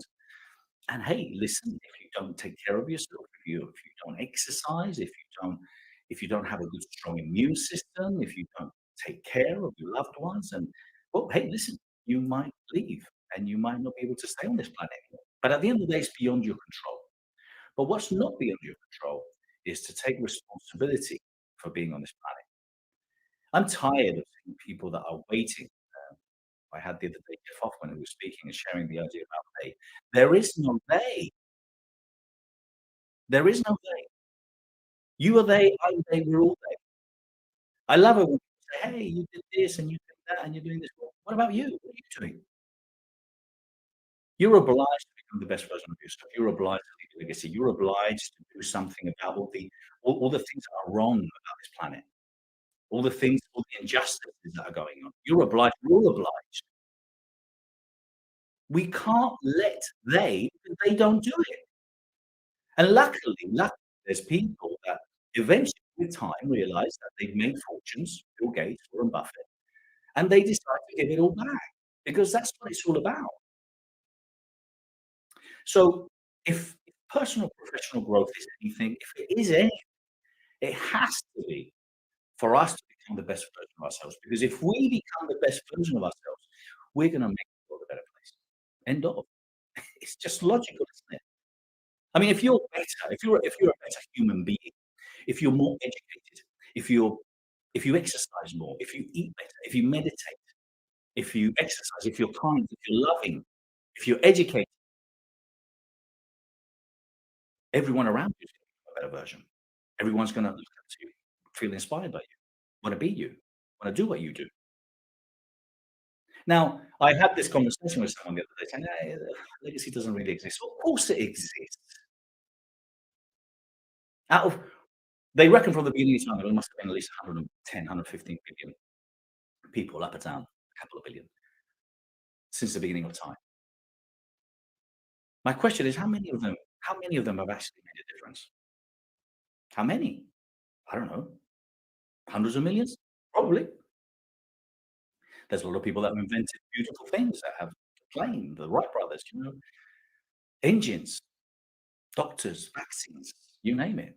There's hundreds of millions, but why haven't we had billions of people making a difference? We have to take advantage of this time of everyone being the same, of understanding that we're all mortals, that diseases travel and they don't understand about borders, and that we're all subject to it. But it's just bringing our mortality to the reality. So you've got to understand that you're not nothing, you're everything. You need to think. You're not nothing, you're everything. And you need to think. And you need to think about what you're thinking about. You need to think about, what are you doing now? What are you here for? What is your purpose? Stop reading the books. Stop attending the courses, the seminars. Stop doing all this thing if you're not going to do anything about it. Take these teachings and learnings and do something with it. Do something with it. Do something with it now. Guess why? Because you're a tenant on this planet. and your contract may be terminated. And resistance is futile. It's the name of the game. That's the book. I love Star Trek. So my thought here is about getting you to understand that you're not nothing. You're everything. And my thought here is wake up every day. Be grateful for what you have. Be grateful for who you are. Be grateful for what you've achieved. And be grateful for being alive. And then start looking at millions of people that are worse. And then stop complaining. Complaining is negativity. Complaining is just a different form of negativity. That's it. There's no doubt about it. I get people, I'm not negative. Yes, you are. You're complaining. If you're complaining, you're negative. Be part of the solution. What are you doing to make the world a better place? And that's what my book is about. What I've done, read what I've read, worked. I thought, well, why are people asking themselves empowering questions? You see, because the quality of your life is what I said. You must see the quality of your life depends on the quality of the questions you ask yourself. Depends. If you ask yourself empowering questions, how amazing can I be today?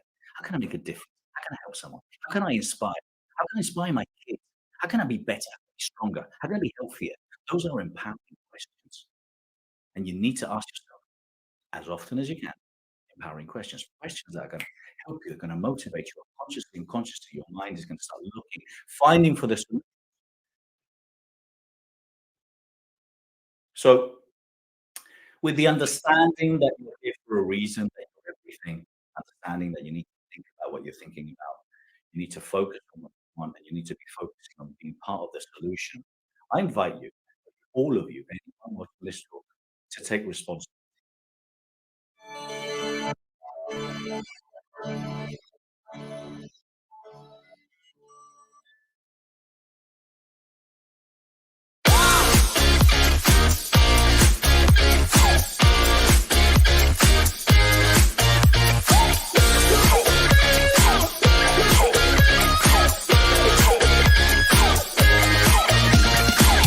Hey.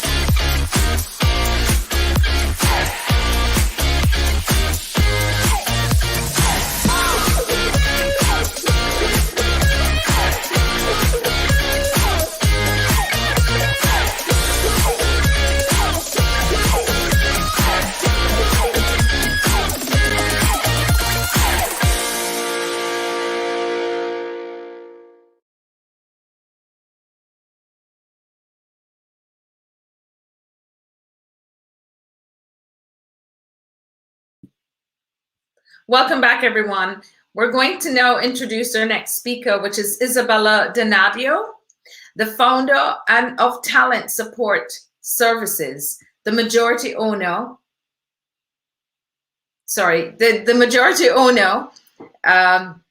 of Speaker House Publishing, the best-selling author of Finishing is Happiness, editor-in-chief of the Top Talent magazine, and the winner of the 2019 TWC Most Outstanding Rising Star Award. Deserving of any top 30 under 30 list, Isabella specializes in supporting and promoting expert authors and speakers all over the world. We're excited to have Isabella join us now. Good afternoon, Isabella. Hello, thank you so much for having me.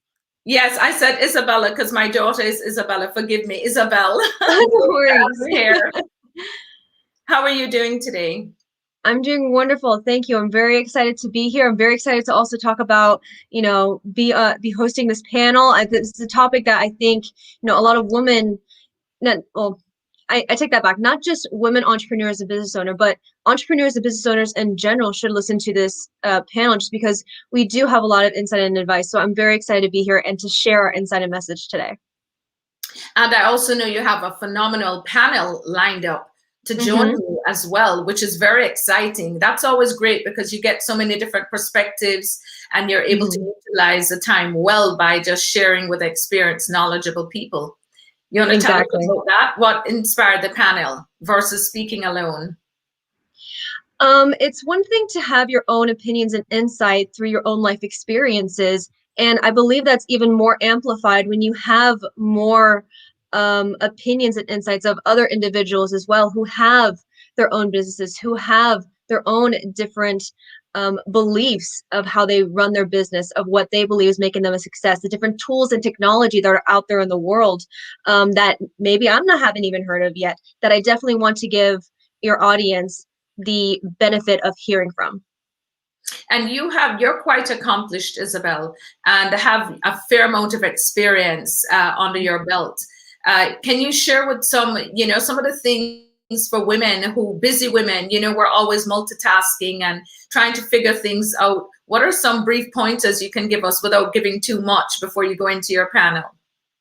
Yeah, absolutely. So since quarantine has happened, a lot of parents are staying home with their children more. They're trying to run their businesses more at home. So some of the topics that are very, very dear to my heart that we are going to be talking about on this panel today is the importance of delegation. What is productivity versus just busy?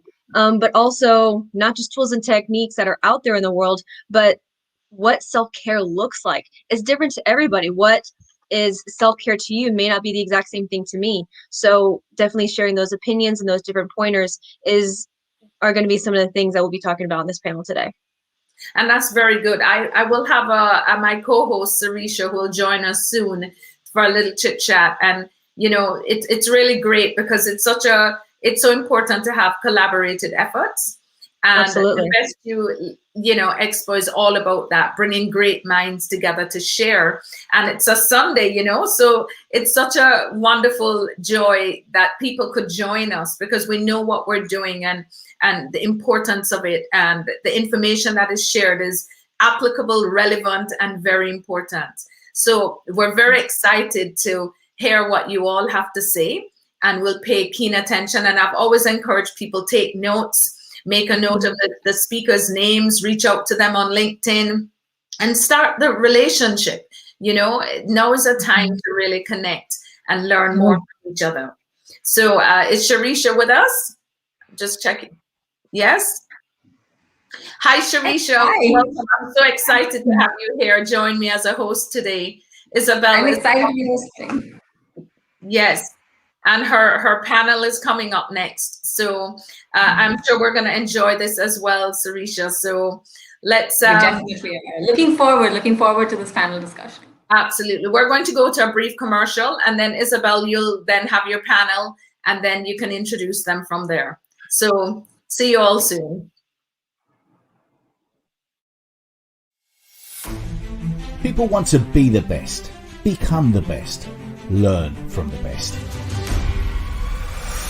That's why in 2021, The Best You TV will bring you its new TV series that will feature the top and the best speakers, coaches, authors, and mentors.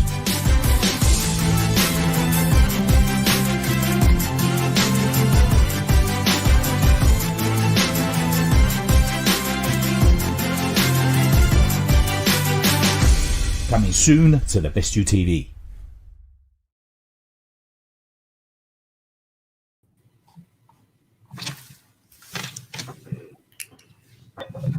Hello. Good morning. Thank you all for being here. I'm definitely excited to be hosting this panel with you, lovely ladies. I just want to do a really quick introduction of each of you very quickly before we get started. I want to start with Cheryl Plouffe. Absolutely amazing. Well, everyone here is amazing, but I'm a little biased because I've gotten to know each of these individual women personally, so I'm really excited for them all to be here. So Cheryl Plouffe has been seen on millions over the course of her 25-year career of news media, has produced thousands of videos, and has broadcast over 20,000 hours of live television. She's the creator of Cash In On Camera, a video coaching and virtual video production company based in Ontario, California.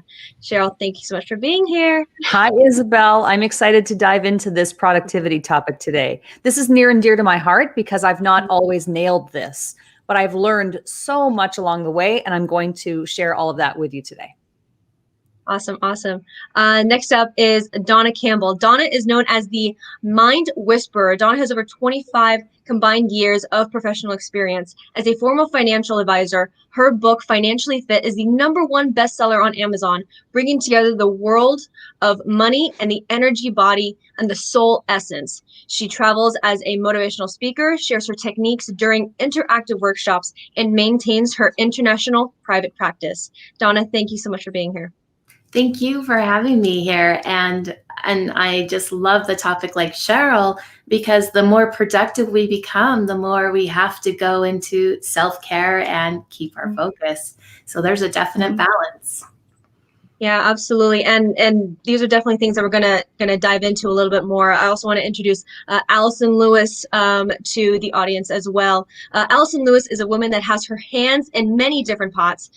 She is a creative entrepreneur working for the University of Kentucky for over 14 years and completing her master's degree at the University of Louisville. For over 6 years, Allison has been an influencer and content creator of a business called Absolutely Social, where she helps other businesses and individuals.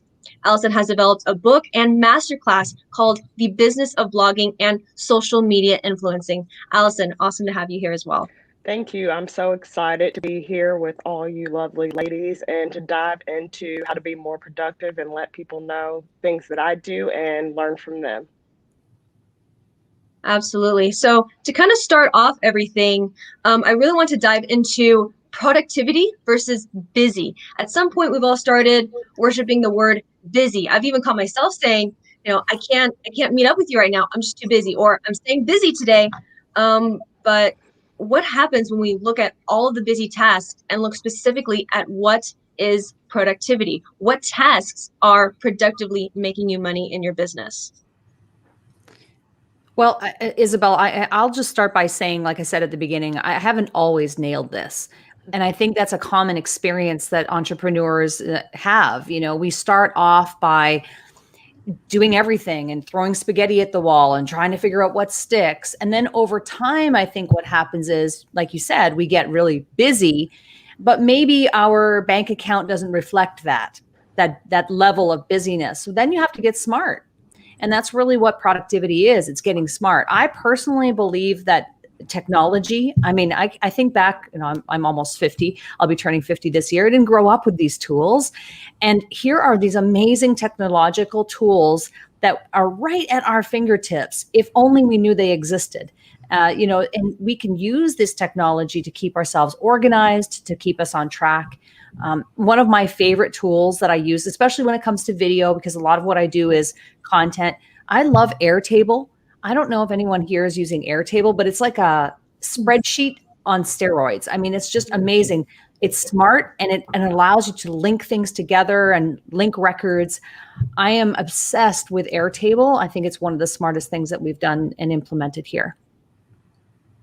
Absolutely. Thank you. And I haven't actually heard of that before, Airtable. So that's very interesting. I use something a little bit different from that called Basecamp, where it doesn't have so much of spreadsheets, but it does have different tasks. So that way I can incorporate my team, see what tasks have been accomplished, see what hasn't been accomplished yet, so nothing really falls through the cracks. So very interesting. I'll have to look into that myself. Yeah, Basecamp's great. I'm actually part of an organization where I do some consulting, and they use Basecamp. That works as well to keep team communication, I think, going, in terms of, but here's the thing, Isabel, it's interesting because, and I don't know what the experiences of the other ladies on the panel in terms of team, but when you're first starting out, you don't have a team. Then in time, as your team grows, then you do have to have those efficiencies and those, that communication channel in place. Yeah, absolutely. I totally agree, Cheryl. Awesome. I'm very, don't do stuff that you are very good at. And if you're not, if you can afford to contract it out to somebody else, then do that, because that leaves you time to do things that are making you actual money and to do things that you're good at. If you're not great at social media, or if you're not great at this, there are other people that are. So maybe collaborate with them so that can help you be more productive. Totally agree. Absolutely. Yeah. I like to Go ahead, Donna. Oh, I was just going to say, I like to look at things from a slightly different point of view. And for me, when I feel busy, it's consuming my energy. I feel a little bit more tired. I feel more exhausted. I feel like I'm running around drinking from a fire hose. But when I tap into the energy and look at when I'm productive, I'm focused, I'm on point, I'm direct, I feel efficient, I'm moving forward, and I'm creating. So just even using those words has a whole different connotation to how much can you do in a day. And when I am in a productive day, I get 3 times as much done as if I'm in a busy day. Yeah, and I'm definitely a serial note taker. Go ahead. Sorry, go ahead, Loretta. No, I said the key is knowing when you're most productive during the day. That's critical. So for me, I am a morning person, and I know that my most gnarly things that, hey, I know I have to get done first thing in the morning is actually a great book by Daniel Pink called What? And it talks about the best times of the day for your productivity. So that is critical in being in tune to your body. Absolutely, definitely. And going back to kind of what I was trying to say, but those are definitely very excellent points, is I'm definitely a serial note taker, which I don't really encourage all the time because a lot of my notes are checklists. But in a way, it helps me keep organized and differentiate between what is busy and what is productive, all the things that I want to try to accomplish. And when I'm finding that when I focus more on the productivity tasks, even if I'm doing, 4 or 5 things a day, or even 1 or 2 things, the fact that I got productive things done definitely fills me with more energy. It gives me a greater sense of accomplishment. And since Loretta has joined us too, I want to just quickly introduce her as well. Loretta Wetzel, aka Mama Soul Wisdom, helps overwhelmed and stressed out parents have more freedom, flexibility, and fulfillment by focusing on 5 key life areas called the 5 Ps. Strategies used in these areas will help parents to do right by their families and provide emotional, physical, and financial support to their children. So I just wanted to take a moment to introduce Loretta as well, because I did to everyone else here. Isabella, thank you. And I'm learning to dance with it all with technology challenges, so it's all good. I'm definitely happy for you to be here, Loretta. Thank you so much. And just something that she always brings to our events. My husband and I, David Fagan, we host a Top Talent JV Mastermind. Bernardo has been a speaker there as well. Every time Loretta comes on, she just always has this big, beautiful smile on. Like you can't just not smile back. She just has this wonderful energy about her. So Loretta, thank you so much for being here as well. Thank you. So we've talked a little bit about the difference between productivity versus busy. We talked a little bit about the kind of tools that we are using at our disposal to help us get more things done. But something else I kind of want to go back to is delegation.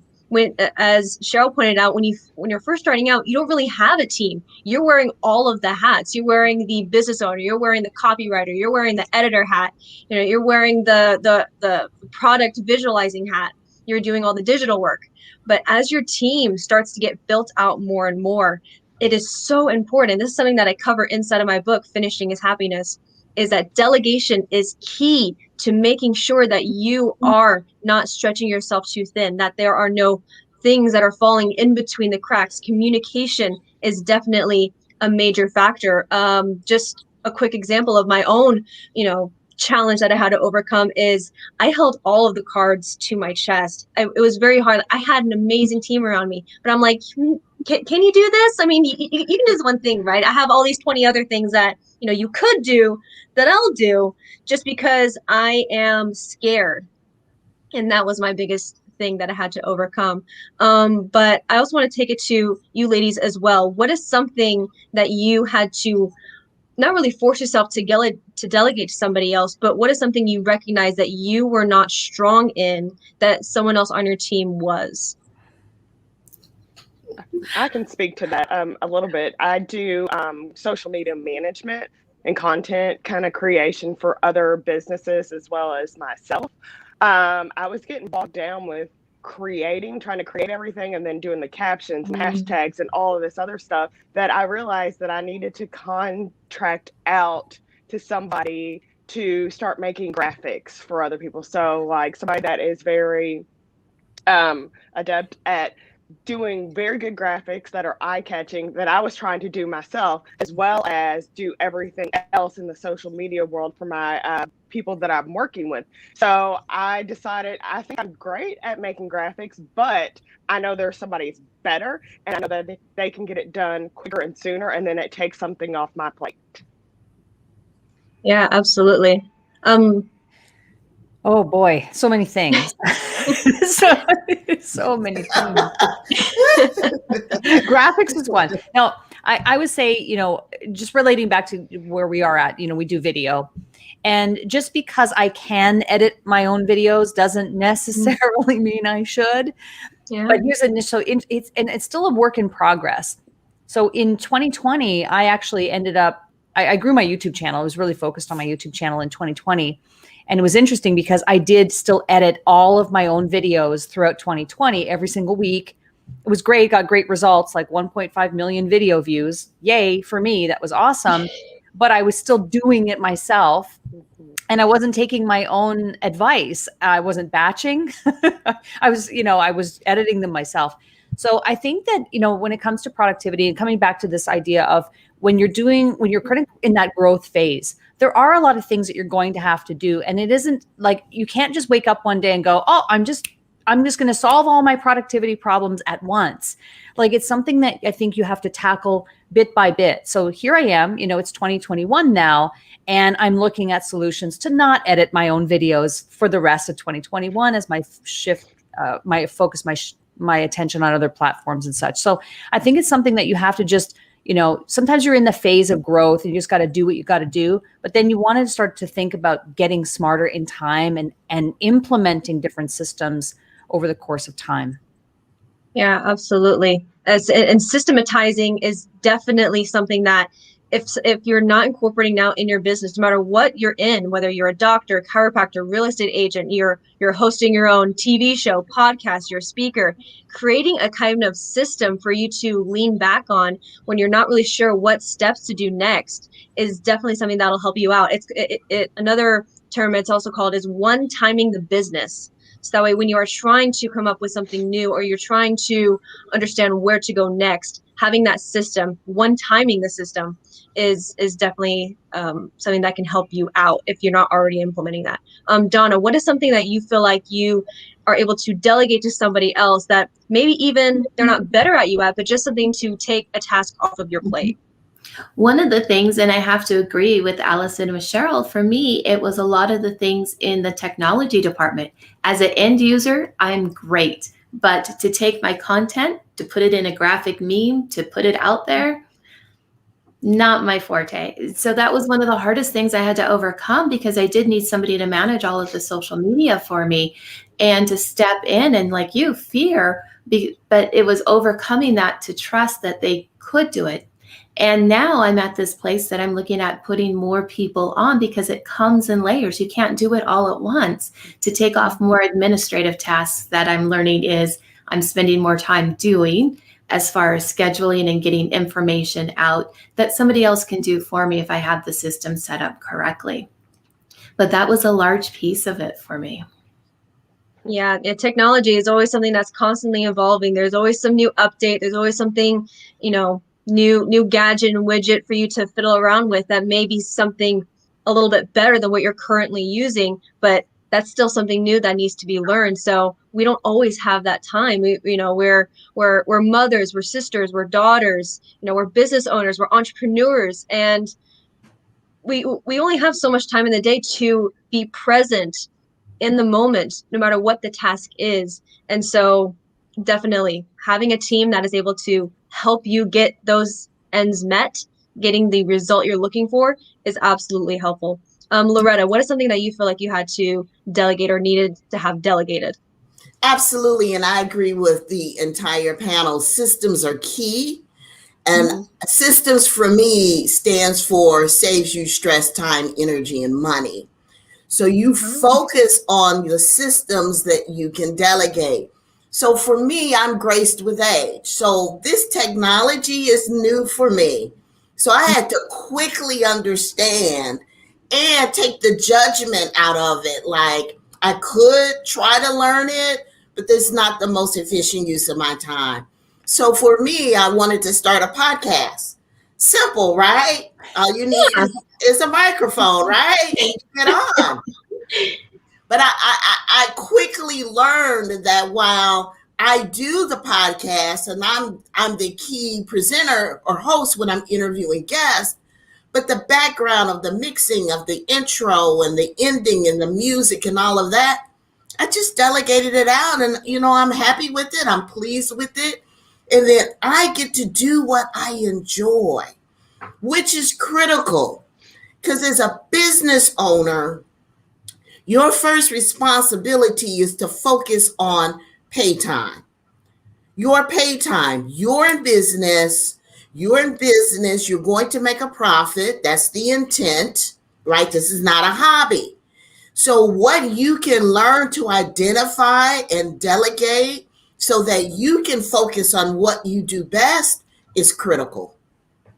Absolutely, absolutely. And we're talking a lot about, just tools and technology that we're delegating to somebody, to someone else on our team. But something else too, I also kind of want to relate this to that can also be a delegated process is, and for me personally, I'm not a great writer.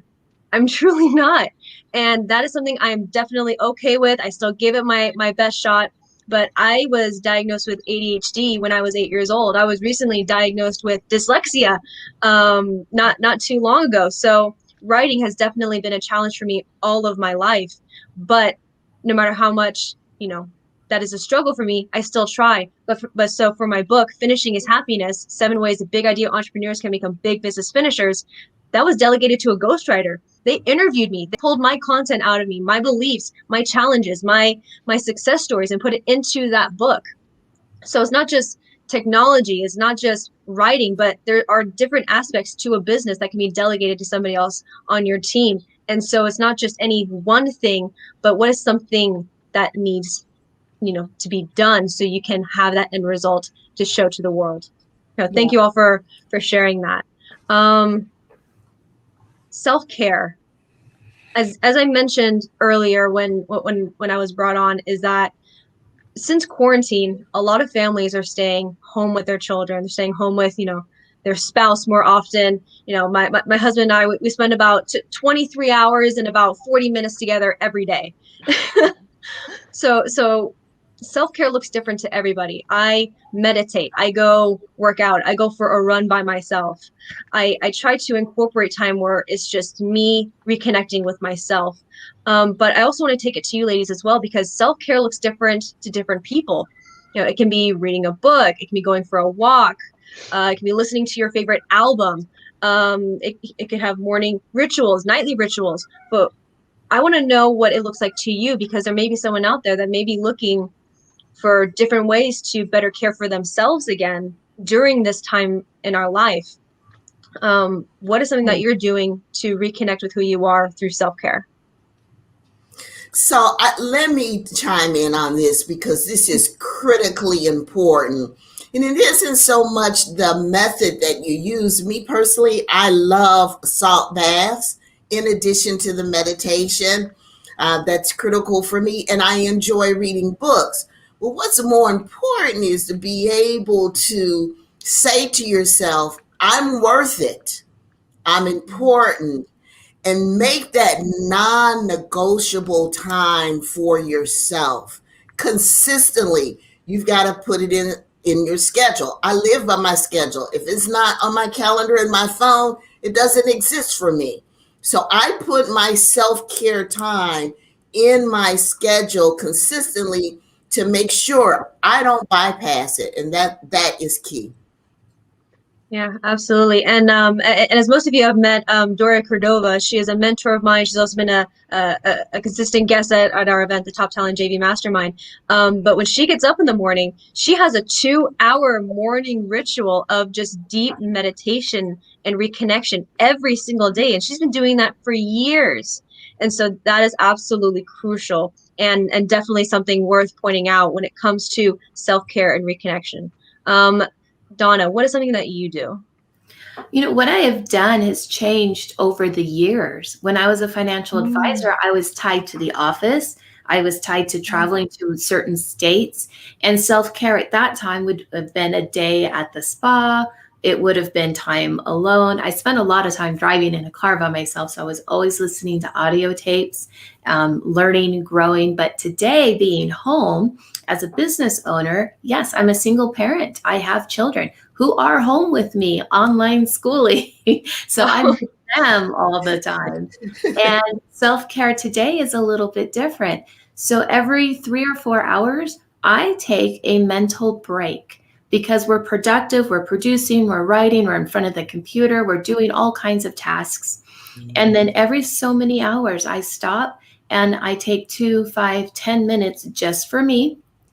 And I focus on something totally different, such as a sense. It's a type of meditation. So I either look at something or touch something or hold it and just connect that way.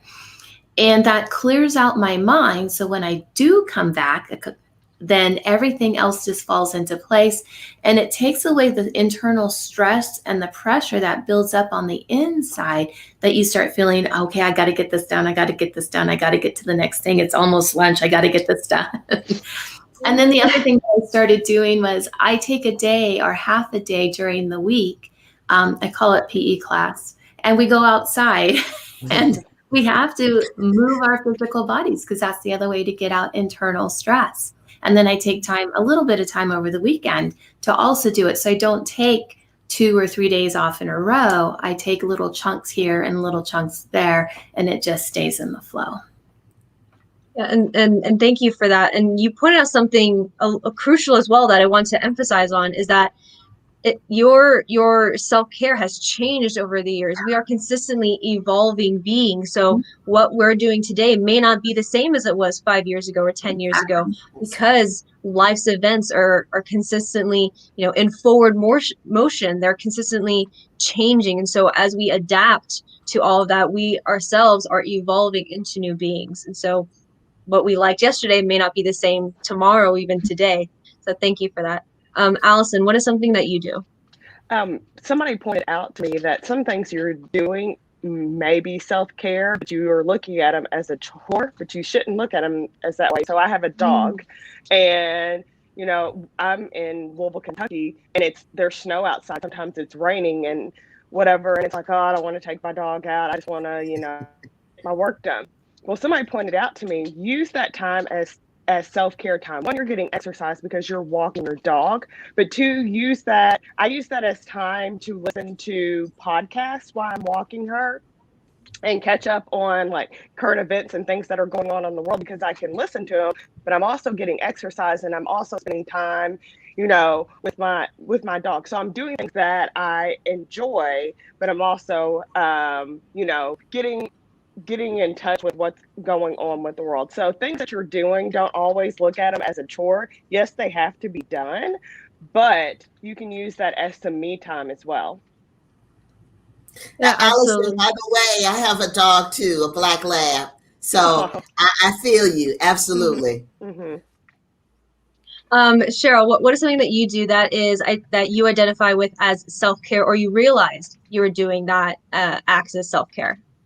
I just do it in chunks. I just do it by feel. It's like I just get to a point where I go, I just need a break, and so whether that's sitting down and watching a few TikToks, just make me laugh a little bit, or I'll go and this ding dong cat over here. I don't know if you see him, but just petting him and playing with him. And my son, obviously we're here, it's in lockdown here in Southern Ontario and it's freezing outside. So I'm not necessarily going to take my walks or my runs outside right now, but we work out in the basement right now. It's taking that coffee break. It's reading that book. It's listening to that Audible or that podcast. But I just know, I think inside of me, and maybe this comes from having been a broadcaster for all those years, because in broadcasting, it's one of these things where you're constantly in motion and you have to find your opportunities to seek solace and quiet time in between all the chaos and the deadlines. And so you kind of get used to that way of living and kind of eating on the run and things like that. So it's not something that's really foreign to me, but I enjoy working, so I don't ever feel burdened by it. Yeah. There's different ways to, be present in the moment. And so sometimes just saying, I'm done, I quit for the day. Which I've literally done sometimes. Oh, definitely. Yeah. I mean, I know when that time comes. I just can feel it inside me, and I just go like, today is the day I need to take off. Sometimes, I mean, right now we're locked down, but in normal situation, I might just go to the store and just browse around. I don't need to buy anything. I just need a different set of inputs. So I'll just walk around a department store or something, and I'm just looking at colors and looking at people, and I'm by myself. Sometimes I'm listening to a podcast while I'm doing it. So I'm just trying to get different inputs and just different sensory experiences around me, just going for a walk, going for a run. I love to do that when it's not freezing out. And that's how I deal with it. Yeah. And thank you for that insight. And so, something else too, that I kind of want to ask you specifically, Cheryl, but definitely if, the rest of the ladies here have input on this question as well, definitely, I want to hear your insight of it. But for you, Cheryl, what is the most common mistake you see in entrepreneurs when they're making video, when they're trying to, just sit down, be in front of the camera and just get words out? What is the most common mistake that you see them doing? Well, as it pertains to the type of videos that I believe really are beneficial to an entrepreneur, right? So I really think it's all about expert positioning, being seen as an expert, being seen as an authority, a leader, resource in your industry. One of the biggest mistakes that I see people make is they're just going out and making promotional videos. So it's, hey, look at buy my stuff. I sell this. This is, and it's not in the right proportion. Mm-hmm. So, for using the 80-20 rule, my belief is that 80% of the time it should be value-driven sharing of service, that if you've done that, then 20% of the time you've earned the right to quote unquote sell something or get people to register for your thing. But most people have it mixed up. Most people are, I think 80% of the time, look at buy my stuff, and then 20% of the time is valuable. So I just like to see people kind of mix that up a little bit more. Yeah, and I've started experimenting more with the new app. I'm not sure everyone's heard about it just yet, but called TikTok. I've heard of it. Yeah. I too have experimented with it. Yeah, I started to just try these new things on there, and I immediately just tried to start out on this new account that I started of just saying, hey, here's some information, run with it. But it wasn't getting a lot of traction right away because the platform itself is more entertainment wise, and I listened to different talks on the app Clubhouse, just being a fly on the wall of all these different meetings, the different social media aspects. And a great piece of advice that I got was, if you're starting out on a new social media platform, about 80% of the content, it should be your personality when you're first starting out, because it is more of an entertainment platform. And then as your followers grow and continue to grow and they interact with your content more, then you start sharing more of who you are, what you do for business, what advice you can give to them. I can see that. I like you, but that is that'll be different from like Facebook. Link. Yeah, I tried that too. I was like, okay, TikTok. I know that, and there are people who are really successful who are in the information space who are killing it. But what I realized was they weren't just putting out one TikTok per day, right? They were putting out sometimes 5 per day consistently for weeks and weeks on end. And that's how they grew. I just didn't have it in me because my focus was somewhere else. So yeah, I agree with you. And there's probably some truth to that, especially for a new platform. So I think, I know Allison is all about the Instagram and she does an amazing job there. So I personally feel like I already have more traction on the Instagram space. So that's where I kind of want to focus more on the reels. Yeah, absolutely. And Allison, Cheryl brought up a really good point. You are, dominating Instagram. What is something that you are seeing other people do that when they're hosting their content on Instagram, that if they just tweaked a little bit, they could see more interaction with their content? So I always, and I teach this in my book, The Business of Blogging and Social Media Influencing, in the workshop and things that I have. a lot of people ask me, how do I grow my following? How do I grow my engagement? People are not seeing my stuff. How did I make that happen? And I look at them and sincerely say, what are you doing to make that happen? Because we're not celebrities. Unless you're a celebrity, you can put up whatever you want and you get all types of engagement.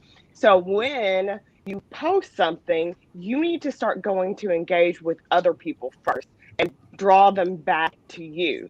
Start commenting, start liking, start saving their stuff, and they're going to be like, who is this? And they're going to come back to your profile and see, and they might do the same thing. But when they do that comment, make sure you respond. That's the second half of it. People don't respond. They're like, oh, great, I got a comment, and they just maybe like it or they don't say anything at all. You have to respond to keep them coming back. Start a dialogue with them. Yeah, it's not enough to just, and I see this all the time. I'm sure you do too, Allison, but like people posting and then they go, okay, where are all the people? Right. And right. and it's like, yeah, you need to, there needs to be some type of proactive approach to that beyond just the posting of it. Right. Unless you have this high platform of something because you have something else that's going on that people know who you are, then you have to create that engagement. You have to create that urgency. You have to put something out there. That's why you see these people on TikTok doing crazy and silly things, because it's like, oh, what are they doing? But they're grabbing people's attention. So the way we as influencers grab people's attention is we go talk to them. We respond to them. You know, you have to create your own engagement. Yeah. And something phenomenal happened the other day. One of my TikToks almost kind of went viral. I'll use that word tentatively. It was one of the few videos that I have that got over 20,000 views. That's great. And I was just being funny. I wasn't like, I didn't come up with my own content. I just used one of the voiceovers that I lip synced over, and people loved it because it was just hilarious. But I definitely followed up with, people who commented on it. I responded to them. People who are responding to me on Instagram, Facebook, LinkedIn, those interactions will tweak the algorithm that's currently existing, so other people who aren't really seeing content anymore, just because they have so many people that they're following, there's only so many people that they're friends with on those platforms. So the more that you're interacting, the more other people are commenting, and then the more you're responding to them, the more that the other people are going to see it. And so, yes, absolutely, you have to create your own engagement.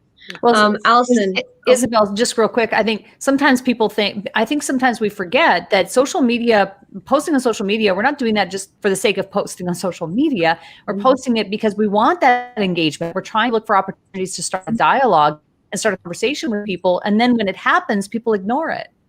Right. It's weird. Right. It usually takes a couple interactions with people, or if you have something to sell, or if you're a coach or you have a book or something, it takes a couple interactions with people before they actually go to your website, before they actually buy into what you're selling. I hate to say that, but it's true. You don't just, people ask me about questions about blogging, about influencing, and they want tips. I give them a couple of tips, a couple little nuggets, and then you kind of drip feed them to come to your website. Yeah, one of the things go ahead, Loretta. Yeah, one of the things that is key in all of this is, I remember Maya Angelou, and she says, people will forget your words, but they'll never forget how you make them feel. So it's important in the engagement piece of this. People want to know that you care. They feel a certain way about you, and that's important. The authenticity is just so important to come through in whatever media. And Isabel, it's so funny you mentioned TikTok, because I understand lip syncing is pretty popular now on TikTok. And I also learned that adults are tripling each year coming onto TikTok. So the older generation, or the more seasoned generation, is finally catching up. But be yourself, be authentic, and engage with people, and the rest will come. Absolutely. I agree with being authentic, being fun, being silly, doing all of those things. But I also believe that reputation is everything. And when you're claiming you're this, like an energy healer, and then the next thing you're supposed to be helping people and make it more positive and better for them, and the next thing you do is you put out on social media all the things you hate and what you're angry about in life. There's a disconnect there. And so that's telling me that person needs some assistance as well. They needed something in their life. So yes, authenticity, but what you put out there, all of that is tied back to you. So be careful with what you put out there, because and people can see it, and even if it's just up there for a second, somebody's already taken a screenshot or whatever. But it's so funny, you all talk about being authentic. So I'm working with Isabel's husband, David, on a book with a bunch of other female entrepreneurs. My chapter is actually about authenticity. I can't even say being authentic. So that is like a big thing through social media. People are putting stuff out there that they're not being true to their self. They're not being true to their product. They're bringing to everything. And people can tell. If 1 minute you're saying one thing and then next week you're saying another thing, that's not being authentic. So that is huge with any brand that you have. Yeah, absolutely. The authenticity is definitely closer to your brand. It's who you are. So yes, Donna, when you're putting out, content that is your business, that is who you are, and then you follow it up with something that's entirely not, as Allison pointed out, people can tell right away that it's not you. They can tell when you're being true to who you are, and when you're just trying to, put something up, just try to get viewers. But there is an absolute distinction in that. So when you're creating your websites, when you're creating your books, your courses, your workshops, your social media content, you are the person that is behind your product. You are the person that is behind your brand. So when you are not really being true to your audience, it's almost like you're not really being true to yourself. Mm-hmm. And that is where a lot of the setbacks and the fears and the insecurities just kind of paramount on and fester. So the fact that we're having this conversation is crucial, just to get that out. Isabel, if I were just trying to draw this back to productivity, I think there's a huge lesson here for productivity. And that is, we see a lot of people who want to outsource, but sometimes they outsource the wrong things. So you get it. Let's say you get to the point where you're like, yeah, I have to be more productive. I've got to be smarter. I've got to be wiser about how I'm going to do this. I'm going to outsource my content creation to other people and have them write my blog posts, or I'm going to have them, create and be my voice. And I think that's a huge mistake. I'm not saying you should hire other people to technically make that happen, but sometimes they're trying to outsource themselves to other people. That is a huge mistake. So outsource things like taking your words and putting them on a graphic, or outsource your words and putting them in a video, or outsource what it is that's coming. Your creativity and your message has to come from you. It's all the technical stuff that comes thereafter that should be outsourced, not the actual thought leadership. So, your thought leadership has to be from your own self, otherwise it is inauthentic.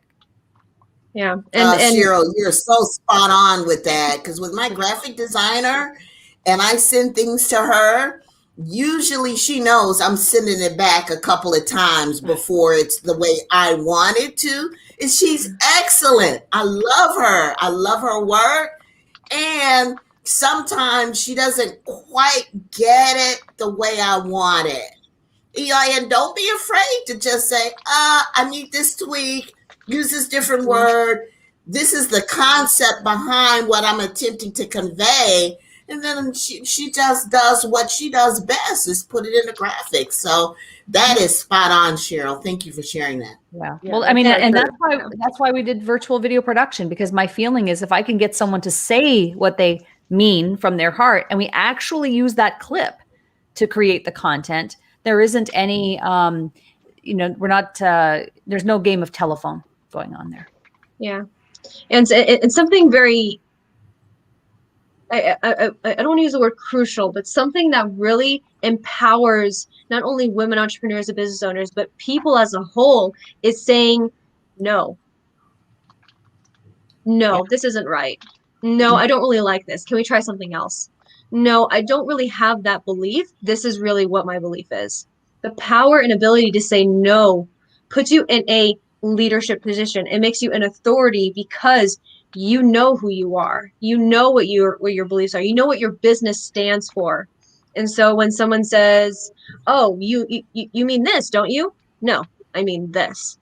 And you get another opportunity to explain it even more so other people can hear it. So maybe they have that question as well of, "Oh, you must do this." No, I do this.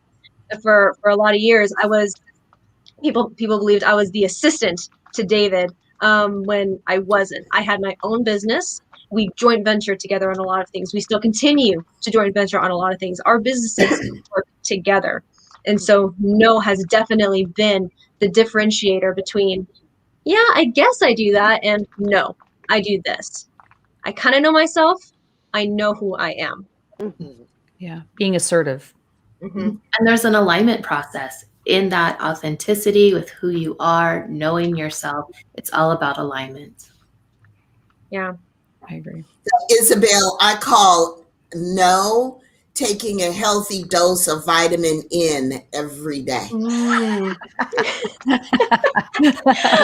love gotta that. do it. You gotta gotta do it. Vitamin Say N. no. Great. Love that. Our panel is going to be getting wrapped up pretty soon, but I want to give each of you a minute to really just connect with the audience and share with them how they're able to connect with you, how they're able to follow up and find you. Donna. For me, you can just go to my website, donnacampbell.com, and in social media, if you put that in, whether it's Facebook, Instagram, Twitter, YouTube, LinkedIn, it's all under Donna Campbell. Awesome. Thank you. Allison Lewis. Yes, you can find me on all social media as Absolutely Allie, ALLI, Instagram absolutely_Allie. And Absolutely Social is my business where I help influencers and brands up-level or amplify their social media. And then you can find my book and my classes and my blog and everything on absolutelyallie.com. Wonderful. Loretta. Yes, you can find me at mamasoulwisdom.com. I'm on social media, and if you want to have a conversation with me, just go to coachwithmamasoul.com and set up an appointment, and we can have a conversation. I helped overwhelmed and stressed out parents have more freedom, flexibility, and fulfillment in 5 key life areas. So I'd love to have a conversation with you. Thank you. Thank you. And Cheryl. If you want to be confident and consistent with video and increase your influence, income, and impact, then here's my website. There it is, CherylPlouffe.com on the screen, and you'll find resources there. We have monthly live stream challenges, and we do virtual video production where we actually take your nuggets of wisdom and create content from that. Thank you. Thank you. And I am Isabel Donadio, and you can find out more information about me at thefinishingbook.com, where you will not only see more of the ways that you can connect with me, but also see more of my book and how I'm able to really help you connect with who you are, delegate your tasks, and get you back on the right side of your business so you can get back to doing the things that you love. Thank you. Love your book, Isabel, by the way. It's a great book. Yeah. Yes. And thank you for inviting me. Thank you very much. And thank you, ladies, for being here. It's been an amazing panel. Thank you so much. Thank you, Isabel, for that lovely panel discussion. Yes, Laura. We're taking, I was here taking so many notes. You're all great. I mean, excellent information. One of the things that stands out is the importance of systems and being able to delegate. It saves time, stress, energy, and money. That's a big, huge area of what we're doing. But Donna, you mentioned something that really resonates with me as a brand consultant. Yes, it's so important to ensure that your brand is consistent across all social media platforms. To speak to Allison's point, being genuine, authentic, because people, as we all know, we're now in the digital world, and in a short window, people will be able to assess what you're really all about.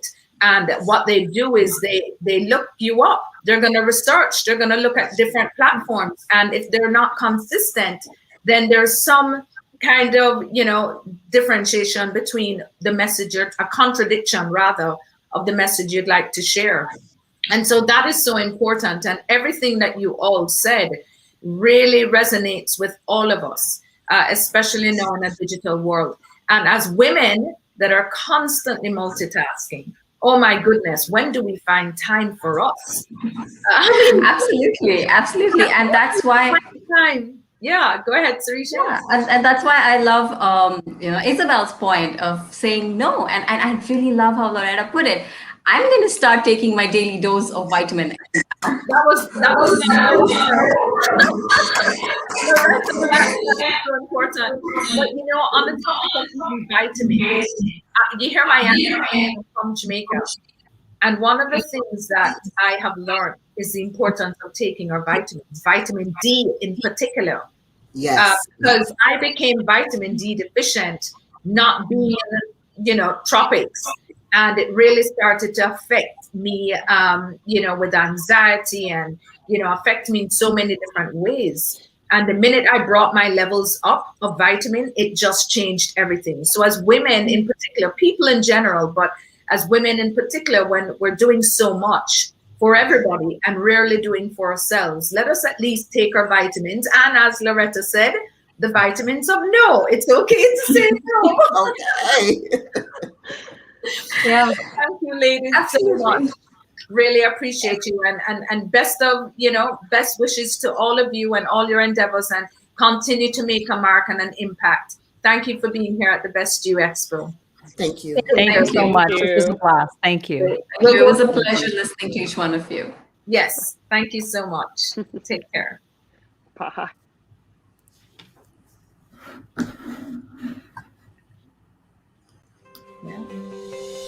Who will impact the world next? The speakers at our very first Best Youth Global, that's who. Are you a young powerhouse between the ages of 8 and 20? Then this expo is just for you. Join us on June 12th and 13th as a global influencer or global innovator and share your story, your influence, your journey to make and market your creativity, or just share your inspiration. All speakers will have automatic access to the Best Gen Zone. This is where the Best You Expo has free offerings and discount coupons just for your generation. For more information and to register as a speaker, go to thebestyouexpo.com today.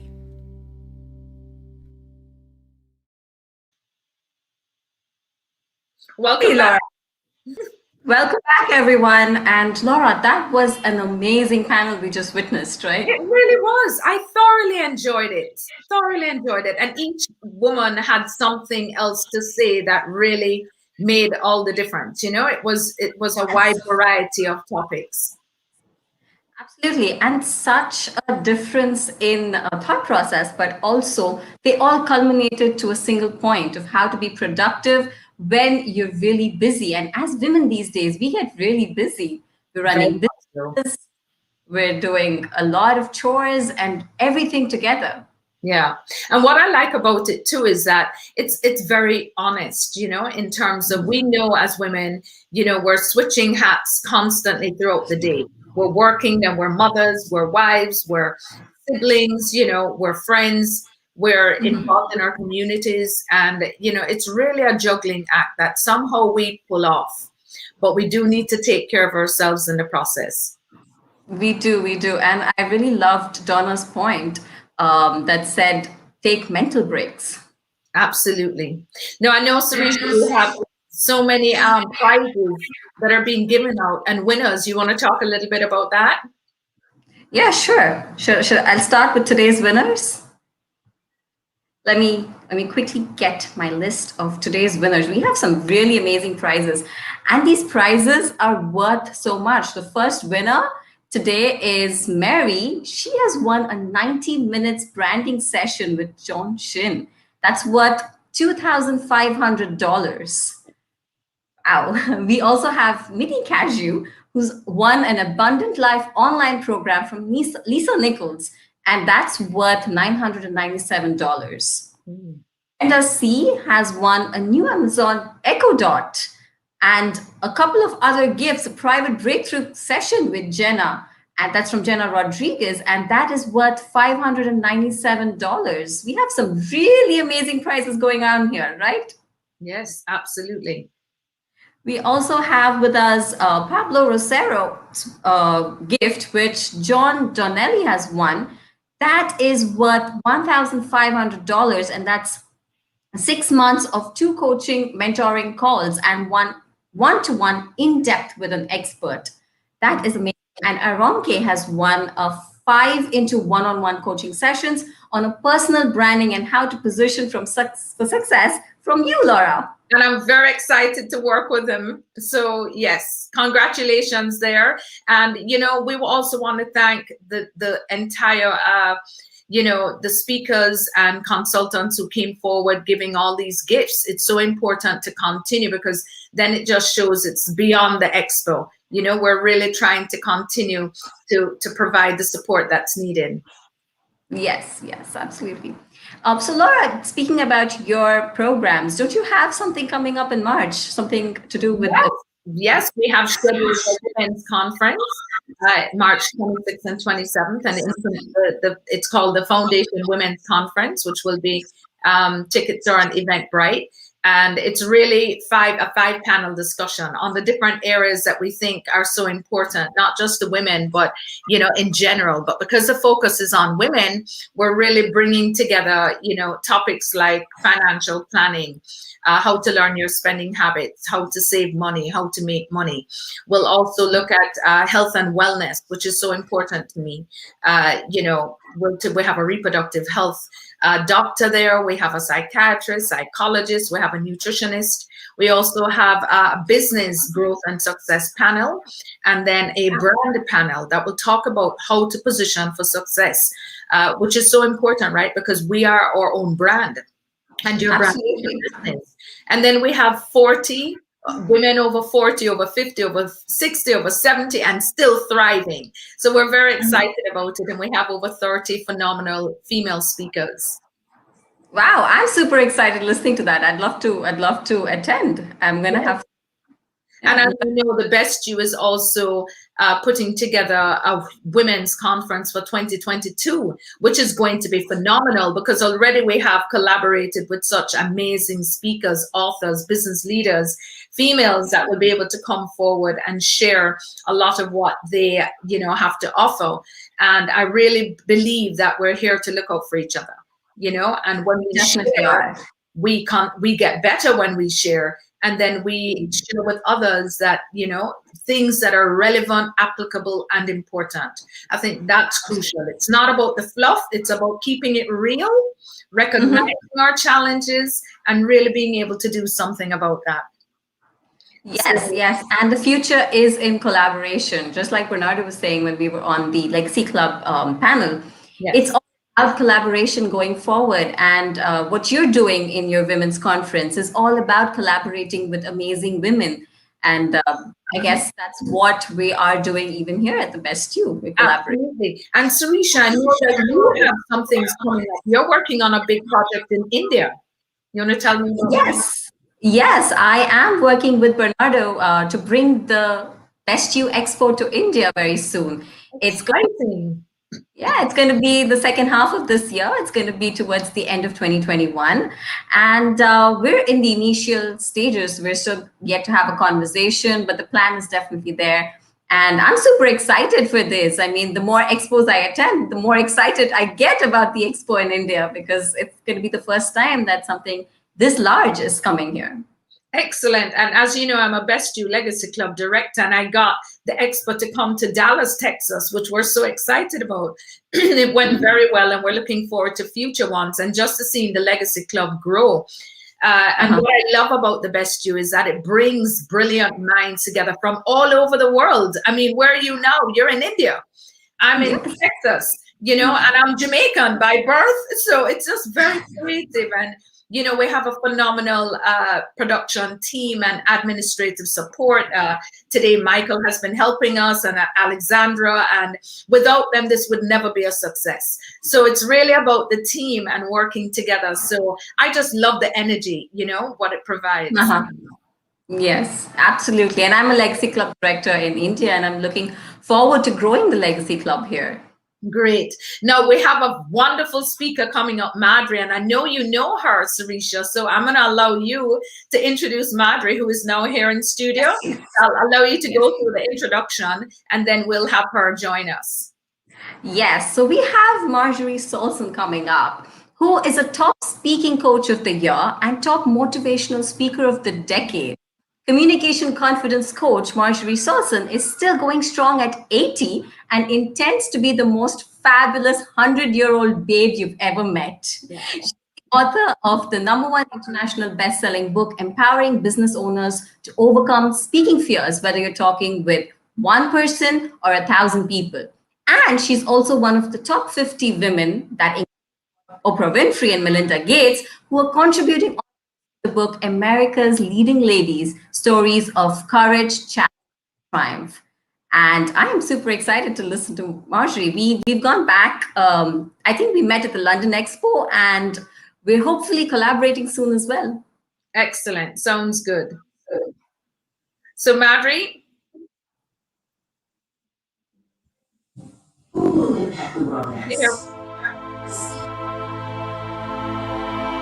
My passion is to set people free by helping you transform any area of your life more effectively and faster than anything you've tried before. I do this by unique abilities gifted to me through 2 near-death experiences that allow me to help you change your frequency, changing your life.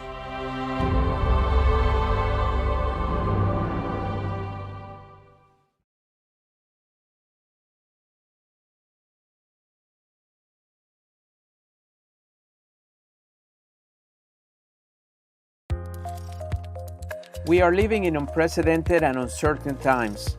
Thriving in the New Normal is my new TV show created just for you. Are you aware that while most people are surviving during this new normal, others are thriving like never before? Which one are you? Circumstances have never defined a person. Our responses do. What if you could experience the thoughts and behaviors of some of the most successful people in the world and how they have chosen to respond? Let us help you become the person you were destined to be and not just your current reality. You deserve it. Get ready to thrive. Watch my show now on Roku, Amazon Fire, Apple TV, and Google Play.